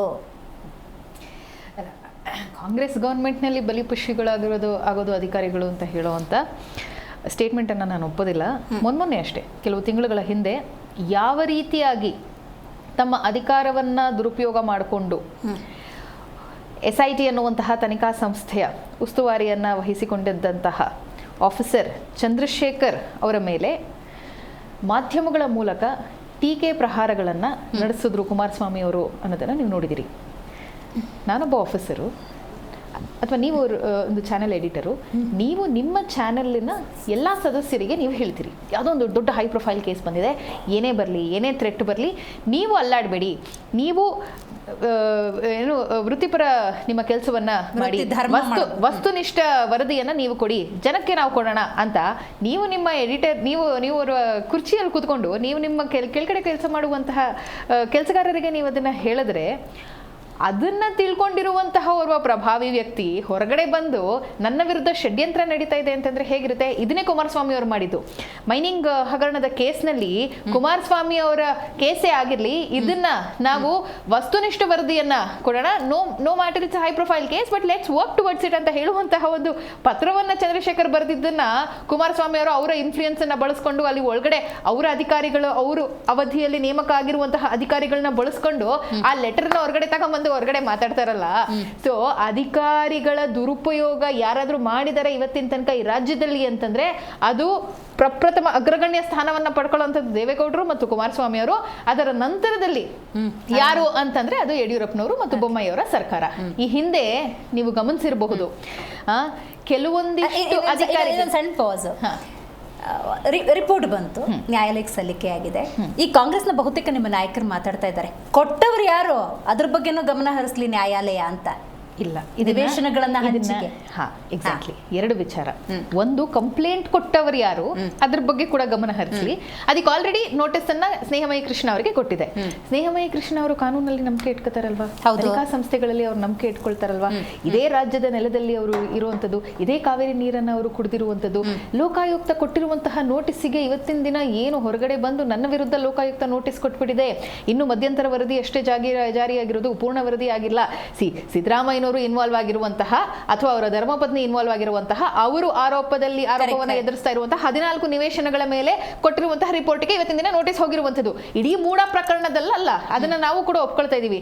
ಅಷ್ಟೆಲ್ಲ ಸ್ನೇಹಮಯಿ ಕೃಷ್ಣ ಅವರು ನ್ಯಾಯಯುತವಾಗಿ ಇದ್ರೆ ತನಿಖೆಯನ್ನ ಎದುರಿಸಲಿ. ಯಾಕೆ ಇವತ್ತಿನ ದಿನ ಕೋರ್ಟ್ಗೆ ಓಡೋಗ್ತಾ ಇದ್ದಾರೆ ಅವರು? ಇಲ್ಲ ನನ್ನ ವಿರುದ್ಧ ಯಾವುದೇ ರೀತಿಯಾದಂತಹ ನೋಟಿಸ್ ಜಾರಿ ಆಗಬಾರ್ದು, ನನಗೆ ತನಿಖೆಗೆ ನೀವು ಅವಕಾಶ ಮಾಡ್ಕೊಡ್ಬೇಡಿ ಲೋಕಾಯುಕ್ತಕ್ಕೆ ಅಂತ ಯಾಕೆ ಅವ್ರು ಕೋರ್ಟಿಗೆ ಹೋಗ್ತಾ ಇದ್ದಾರೆ? ಇದು ಮೊದಲನೇ ವಿಚಾರ. ಇನ್ನ ಎರಡನೇ ವಿಚಾರ, ಯಾರು ಸೈಟನ್ನು ಮಂಜೂರು ಮಾಡಿದ್ರು, ಸೈಟ್ ಮಂಜೂರಾದಂತಹ ಸಂದರ್ಭದಲ್ಲಿ ಮುಖ್ಯಮಂತ್ರಿಗಳು ಆ ಚೇರ್ನಲ್ಲೇ ಇರಲಿಲ್ಲ, ಆಯ್ತಾ, ಅವರು ಅಪೋಸಿಷನ್ ಲೀಡರ್ ಆಗಿದ್ರು. ಸೊ ಅವತ್ತಿನ ದಿನ ಯಾರು ಮಂಜೂರು ಮಾಡಿದ್ರಲ್ಲ, ಹೋಗಿ ಕೇಳ್ರಿ ನೀವು ಅವ್ರನ್ನ. 2013ರಲ್ಲಿ ಮತ್ತೆ ಸೈಟ್ ಬೇಕು ಅಂತ ಸಾಮಾನ್ಯ ಹೆಣ್ಣುಮಗಳಾಗಿ ಪಾರ್ವತಿ ಅವರು ಸೈಟನ್ನ ಮುಖ್ಯಮಂತ್ರಿಗಳ ಕಚೇರಿಗೆ ಕಳಿಸ್ಕೊಟ್ಟಾಗ ನಾನು ಮುಖ್ಯಮಂತ್ರಿಯಾಗಿದ್ದೀನಿ, ಇಂಥ ಸಂದರ್ಭದಲ್ಲಿ ನನ್ನ ಮನೆಗೆ ಸೈಟ್ ಅಲಾಟ್ ಆದ್ರೆ ಇದು ನನಗೆ ಬರುವಂತಹ ಚ್ಯುತಿ ಅಂತ ಹೇಳಿ ಅವರು ಆ ಫೈಲ್ ಅನ್ನ ವಾಪಸ್ ಕಳಿಸ್ತಾರೆ. ಅದನ್ನ ಪ್ಲಾನ್ ಅಂತ ಕರೀತಾರೆ ಬಿಜೆಪಿ ಅವರು. ಹಾಗಿದ್ರೆ ಬೊಮ್ಮಾಯಿ ಅವರು ಯಾಕೆ ಮಾಡಿದ್ರು? Which is very good plan. Why did Bommai do it then? Why did as a chief minister? ಚೆನ್ನಾಗಿತ್ತು. ಹಾಗಿದ್ರೆ ಅವರನ್ನು ಅದನ್ನ ಬಿಜೆಪಿ ಅವರು ಹಾಗಿದ್ರೆ ಇದು ಮಾಡ್ಲಿ. ಸೊ ಸಿದ್ದರಾಮಯ್ಯನವರ ಅಂಡರ್ಸ್ಟ್ಯಾಂಡಿಂಗು ಬೊಮ್ಮಾಯಿ ಅವರ ಅಂಡರ್ಸ್ಟ್ಯಾಂಡಿಂಗ್ ಮೇಲೆ ಈ ಸೈಟ್ಗಳು ಬಂದಿದೆ ಅನ್ನೋದೇ ಆದ್ರೆ I don't back this. See, favouritism ಅನ್ನೋದು ಬಿಜೆಪಿ ಅವರಲ್ಲಿ ಇರ್ಬೋದೇನೋ, ತಾನು ಮುಖ್ಯಮಂತ್ರಿ ಆಗಿದ್ದಾಗೆ ಸೈಟ್ ಅನ್ನ ತೆಗೆದುಕೊಳ್ಳದೆ ಇದ್ದಂತಹ ಅಥವಾ ಮಂಜೂರು ಮಾಡದೇ ಇದ್ದಂತಹ ಸಿದ್ದರಾಮಯ್ಯನವರು ತಾನು ಮುಖ್ಯಮಂತ್ರಿ ಸ್ಥಾನದಿಂದ ಕೆಳಗಿಳಿದ ಮೇಲೆ ಬೊಮ್ಮಾಯಿ ಅವರ ಮನೆ ಬಾಗ್ಲಿಗೋ ಯಡಿಯೂರಪ್ಪನವ್ರ ಮನೆ ಬಾಗ್ಲಿಗೋ ಹೋಗ್ತಾರೇನ್ರಿ 14 ಸೈಟಿಗೋಸ್ಕರ? ನೆವರ್. ಆ ರೀತಿಯಾದಂತಹ ರಾಜಕಾರಣ ಸಿದ್ದರಾಮಯ್ಯನವರು ಇವತ್ತಿನ ತನಕ ಮಾಡಿಲ್ಲ, ಮುಂದೆ ಮಾಡೋದು ಇಲ್ಲ. ಇದನ್ನ ನಾನು not just as a party spokes person, as a farmer journalist also ನಾನು ಇದನ್ನ ಹೇಳ್ತೀನಿ. ಅಂಡ್ ಸ್ನೇಹಮಯಿ ಕೃಷ್ಣ ಆರೋಪ ಮಾಡುವ ಸಂದರ್ಭದಿಂದ ಇವತ್ತಿನವರೆಗೂ ಆ ವ್ಯಕ್ತಿ ಮಾತಾಡ್ತಿರೋ ಒಂದೇ ಒಂದು ಪ್ರಮುಖ ಸೆಂಟೆನ್ಸ್ ಅಂದರೆ ಡಾಕ್ಯುಮೆಂಟ್ಸ್ಗಳಿದ್ದಾವೆ, ನನ್ನ ಹತ್ರ ಸೂಕ್ತ ದಾಖಲೆ ಇದೆ. ಸಾಮಾನ್ಯ ದಾರಿ ಹೋಕನ ಮೇಲೆ ಆರೋಪ ಮಾಡ್ತಾ ಇಲ್ಲ. ಈಗ ನಾವು ಸ್ನೇಹಮಯಿ ಕೃಷ್ಣ ಅಂತ ಘನತ್ವೆತ್ತ ಮುಖ್ಯಮಂತ್ರಿ ಸಿದ್ದರಾಮಯ್ಯನವರ ಆರೋಪ ಮಾಡಬೇಕು ಅನ್ನೋದಾದರೆ ಅಂಥ ಡಾಕ್ಯುಮೆಂಟ್ಸ್ನ ಇಟ್ಕೊಂಡಿರ್ಬೇಕು. ಇವತ್ತು ನ್ಯಾಯಾಲಯ ಎಷ್ಟರ ಮಟ್ಟಿಗೆ ಸ್ಟ್ರಾಂಗ್ ಆಗಿದೆ ಅಂತ ಹೇಳಿದ್ರೆ, ದೂರುದಾರ ದೂರು ಕೊಟ್ಟವನು ಸೂಕ್ತ ಸಾಕ್ಷ್ಯಾಧಾರ ಕೊಟ್ಟಿಲ್ಲ, ಫಾಲ್ಸ್ ಅಲಿಗೇಷನ್ ಮಾಡ್ತಿದ್ದಾನೆ ಅನ್ನೋದಾದರೆ ಆತನ ಮೇಲೂ ಕ್ರಮ ತಗೊಳ್ಳೋಕೆ ಅವಕಾಶ ಇದೆ. ಅಂದಮೇಲೆ ಅಷ್ಟು ದೊಡ್ಡ ರಿಸ್ಕ್ ತಗೋತಾ ಇದ್ದಾರೆ ಅಂತ ಹೇಳಿದ್ರೆ ಜೊಳ್ಳಿಲ್ಲ ಅಂತ ಅನ್ಸೋದಿಲ್ವಾ? ಏನೋ ಸತ್ಯ ಇರಬಹುದು. ಅದನ್ನು ನಾನು ಹೇಳೋದಕ್ಕೆ I am not the person to authorise it. Court ಇದೆ, ತನಿಖಾ ಸಂಸ್ಥೆ ಇದೆ. ಇವರು ಕೊಟ್ಟಿರುವಂತಹ ದಾಖಲೆಗಳ ಆಧಾರದ ಮೇಲೆ ಇವತ್ತಿನ ದಿನ ರಿಪೋರ್ಟ್ ಬಂದಿರುವಂಥದ್ದು, ಬಿ ರಿಪೋರ್ಟ್ ಬಂದಿರುವಂಥದ್ದು, ಇವರು ಕೊಟ್ಟಿರುವಂತಹ ದಾಖಲೆಗಳ ಆಧಾರದ ಮೇಲೆ ಅವರಿಗೆ ನೋಟಿಸ್ ಹೋಗಿರುವಂಥದ್ದು, ಇವರು ಕೊಟ್ಟಿರುವಂತಹ ದಾಖಲೆಗಳ ಆಧಾರದ ಮೇಲೆನೆ ನಾಳೆ ಕೋರ್ಟ್ ಅವರಿಗೆ ಕ್ಲೀನ್ ಚಿಟ್ ಕೊಡ್ಬೇಕಾ ಬೇಡವಾ, ಅವರು ತನಿಖೆ ಎದುರಿಸಬೇಕಾ ಬೇಡವಾ ಅಂತ ಹೇಳುವಂಥದ್ದು, ಅಥವಾ ಇದು ಇಡಿಗೆ ಹೋಗ್ಬೇಕಾ, ಸಿಬಿಐಗೆ ಹೋಗ್ಬೇಕಾ, ಅಥವಾ ಇದು ಸಿಬಿಐಗೆ ಹೋಗಬಾರ್ದು, ನಮ್ಮ ತನಿಖಾ ಸಂಸ್ಥೆ ಸಕ್ಷಮವಾಗಿದೆ ಅಂತ ಕೋರ್ಟ್ ವರದಿ ಕೊಟ್ಟಿರುವಂಥದ್ದು. ಅವ್ರು ಕೊಟ್ಟಿರುವಂತಹ ರಿಪೋರ್ಟ್ ಅನ್ನ ನಾನೆಲ್ಲೂ ಅಲ್ಗಳಿತಾ ಇಲ್ಲ. ಆ ರಿಪೋರ್ಟ್ಗಳ ಆಧಾರದ ಮೇಲೆ, ಅವ್ರ ಹತ್ರ ಇರುವಂತಹ ಮಾಹಿತಿ ಆಧಾರದ ಮೇಲೆ ಇವತ್ತಿನ ದಿನ ಅವರು ಷಡ್ಯಂತ್ರದ ರಾಜಕಾರಣ ಮಾಡ್ತಾ ಇದ್ದಾರೆ ಅಂತ ಮುಂದೊಂದು ದಿನ ಬಹುಶಃ ಜೈಲಿಗೂ ಹೋಗ್ಬೇಕಾದಂತ ಪರಿಸ್ಥಿತಿ ಬರಬಹುದು. ನಾನು ಅದನ್ನ ಅಪೇಕ್ಷೆ ಪಡ್ತಾ ಇಲ್ಲ. ಆದ್ರೆ ಓರ್ವ ಮುಖ್ಯಮಂತ್ರಿಯ ವಿರುದ್ಧ ಯಾವುದೋ ಒಂದು ರಾಜಕೀಯ ಪಕ್ಷ, ರಾಷ್ಟ್ರೀಯ ಪಕ್ಷ ಅವರ ಬೆನ್ನ ಹಿಂದೆ ನಿಂತಿದೆ ಅಂತ ಹೇಳಿ ಅವ್ರು ದ ಪ್ರಾಬ್ಲಮ್ ಇಸ್ ಆಕ್ಚುಲಿ ಸ್ನೇಹಮಯಿ ಕೃಷ್ಣ ಅವ್ರದ್ದು ಏನ್ ತಪ್ಪಿಲ್ಲ ಇದರಲ್ಲಿ. ಪಾಪ ಈಗ ಏನಾಗಿರುತ್ತೆ ಗೊತ್ತಾ, ರಾಷ್ಟ್ರೀಯ ಪಕ್ಷಗಳು ಹೇಳಿದ್ದಾರೆ ನಾವು ನಿಮ್ ಜೊತೆ ಇದೀವಿ ಹೋಗಿ ಅಂತ, ಅವರ ಭುಜದ ಮೇಲೆ ಗುಂಡಿಟ್ಟು ಇವತ್ತಿನ ದಿನ ಹಾರಿಸಿದ್ದಾರೆ. ಆ ಗುಂಡು ತಪ್ಪಾಗಿದೆ, ಯಾರು ಹೊಡೆದಿದ್ದು ಅಂತ ನೋಡಿದ್ರೆ ಸ್ನೇಹಮಯಿ ಕೃಷ್ಣ ಅವ್ರ ಮೇಲೆ ಇವತ್ತಿನ ದಿನ ಆರೋಪ. ರೈಟ್ ಅರುಣ್ ಅವರು, ಇದಕ್ಕೆ ನೀವು ರಿಯಾಕ್ಷನ್ ಕೊಡ್ಲೇಬೇಕು. ಅಟ್ ದ ಸೇಮ್ ಟೈಮ್ ನನ್ನ ಪ್ರಶ್ನೆ, 2023 ಏಪ್ರಿಲ್ ಎಲೆಕ್ಷನ್ ಡಿಕ್ಲೇರ್ ಆಗೋಕ್ಕಿಂತ ಮುಂಚೆ ನಮ್ಮ ಅಂದಿನ ಬಿಜೆಪಿಯ ರಾಜ್ಯ ಮುಖ್ಯ ವಕ್ತಾರರಾಗಿರತಕ್ಕಂಥ MG ಮಹೇಶ್ ಅವರು ಪತ್ರಿಕಾಗೋಷ್ಠಿಯನ್ನು ಮೈಸೂರಿನಲ್ಲಿ ಕರೆದು ಇದೊಂದು ಹಗರಣ ಆಗಿದೆ ಅಂತ ಹೇಳಿ ಫಸ್ಟ್ ವಿಜಿಲ್ ಬ್ಲೋಯಿಂಗ್ ಮಾಡಿದ್ದು ಅವರು.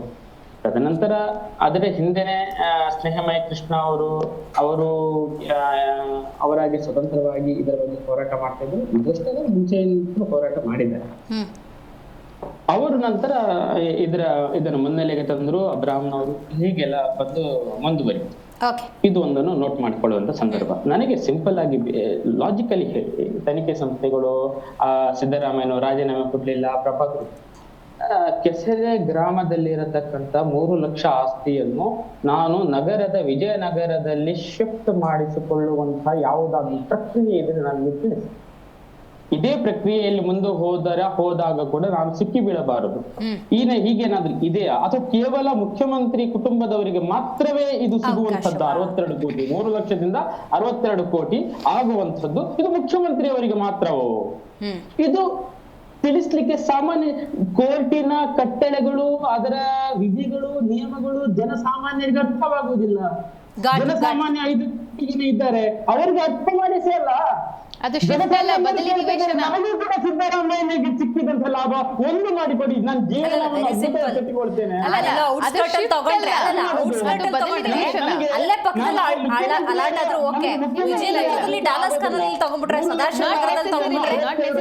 ಅಲಾಟ್ ಆಗಿದ್ದು ಅವಾಗ.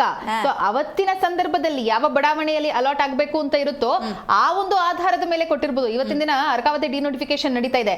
ಸೊ 90ರಲ್ಲಿ 80ರ ಆಸ್ಪಾಸ್ನಲ್ಲಿ ಎಂಡ್ನಲ್ಲಿ ಕಟ್ಟಿರುವಂತವ್ರು ಇವತ್ತಿನ ದಿನ ಅರ್ಕಾವತಿ ತಗೊಂಡ್ರೆ ಅರ್ಕಾವತಿ ಸುತ್ತ ಇರುವಂತ ಏರಿಯಾಗಳು ಡೆವಲಪ್ ಆಗ್ಬಿಟ್ಟಿದೆ ಅನ್ನೋ ಕಾರಣಕ್ಕೆ ಅರ್ಕಾವತಿಲಿ ಹೆಂಗ್ ಸಿಕ್ತು ಅಂತ ನಾಳೆ ಇನ್ನೊಂದು 20-30 ವರ್ಷ ಬಿಟ್ಟು ಯಾರಾದ್ರೂ ಕೇಸ್ ಹಾಕಿದ್ರೆ ಇದು ಹಾಗೆ ಇರುತ್ತೆ. ಲಾಸ್ಟ್ ರಿಯಾಕ್ಷನ್ ಅರುಣ್ ಅವರೇ, ನನಗೊಂದು ಕ್ಲಾರಿಟಿ ಕೊಡಿ. ಈಗ ಬಿ ರಿಪೋರ್ಟ್ ಸಲ್ಲಿಸಿದ್ರು ಕೂಡ ನಿಮಗೆ ವಿಶ್ವಾಸ ಇದೆ ನ್ಯಾಯಾಲಯದಿಂದ ಪರವಾಗಿ ಬರುತ್ತೆ ಅಂತ ಹೇಳಿ? ಈಗ ಪಾರ್ವತಮ್ಮನವರು ಸಿದ್ದರಾಮಯ್ಯ ಪತ್ನಿಯವರು ಏನು ಕಳೆದುಕೊಂಡ್ರು ಅಂತ ಹೇಳ್ತಾ ಇದ್ರು, ಅವರಿಗೆ ಮುಂದಿನ ಜಮೀನನ್ನು ಅಲರ್ಟ್ ಮಾಡ್ಬೇಕಾದ್ರೆ ಈ ಹಿಂದೆ ಡೆವಲಪ್ ಆಗಿರತಕ್ಕಂತ ಸೊಸೈಟಿ ಇದ್ರಲ್ಲಿ ಕೊಡೋದಲ್ಲ, ಮುಂದೆ ಆಗಿದಂತೆ ಇದ್ರಲ್ಲಿ ಕೊಡಬೇಕು ಅಂತ ಇದೆಯಲ್ಲ, ಅದು ಯಾಕೆ ಅರ್ಥ ಆಗ್ತಾ ಇಲ್ಲ? ತಪ್ಪಿತು. ಮುಖ್ಯಮಂತ್ರಿ ಆಗಿರತಕ್ಕಂಥ ಸಿದ್ದರಾಮಯ್ಯನಿಗೆ ಈ ವಿಷಯ ಗೊತ್ತಿಲ್ಲ ಇಲ್ವೇನೋ? ಮುಖ್ಯಮಂತ್ರಿ ಸಿದ್ದರಾಮಯ್ಯ ಅವರ ವಿರುದ್ಧ ದೊಡ್ಡ ಮಟ್ಟದ ಹೋರಾಟ ಮಾಡ್ತಿದ್ದೀರಲ್ಲ, ಅದ್ರಲ್ಲಿ ಜಯ ಗಳಿಸುತ್ತೆ ಅನ್ನೋ ವಿಶ್ವಾಸ ಇದೆಯಾ ಅವರೇ? ನನಗೆ ಈಗ ಹೊಸ ಜಮೀನು ಮಂಜೂರು ಮಾಡ್ಬೇಕಾದ್ರೆ ಯಾರು ಬೇಕಾದ್ರೂ ಮಾಡಿ ತಂದ್ರಿ. ನಾನು ಅವಾಗ ಸಿಂಪಲ್ತಕ್ಕಂತ ನಿಮ್ಮ ನಟರಾಜ್ ಅವರು ಕೂತ್ಕೊಂಡ ಇರುವಾಗ ಕೂಡ ನಾನು ಒಂದು ಹೇಳಿದ್ದೆ. ಉದಾಹರಣೆಗೆ ಇವಾಗ ಸಿದ್ದರಾಮಯ್ಯ ಬಸ್ಸಲ್ಲಿ ಹೋಗ್ತಾ ಇದ್ದಾರೆ ಅಂತ ಅನ್ಕೊಳ್ಳುವ, ಒಂದೇ ನಿಮಿಷ ಒಂದೇ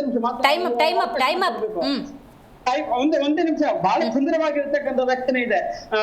ಬಸ್ನಲ್ಲಿ ಹೋಗ್ತಾ ಇರಬೇಕಾದ್ರೆ ಕಂಡಕ್ಟರ್ 10 ರೂಪಾಯಿ ಟಿಕೆಟ್ ಇರುತ್ತೆ. ಸಿದ್ದರಾಮಯ್ಯನವರು 20 ರೂಪಾಯಿ ಕೊಡ್ತಾರೆ. ಕಂಡಕ್ಟರ್ ಏನ್ ಕೊಡ್ಬೇಕು? ಒಂದು 10 ರೂಪಾಯಿ ಟಿಕೆಟ್ ಮತ್ತು ಇನ್ನೊಂದು 10 ರೂಪಾಯಿ ಅವ್ರಿಗೆ ವಾಪಸ್ ಕೊಡ್ಬೇಕು. ಇದು ನ್ಯಾಯ. ಆದ್ರೆ ಕಂಡಕ್ಟರ್ ಏನ್ ಮಾಡ್ತಾನೆ?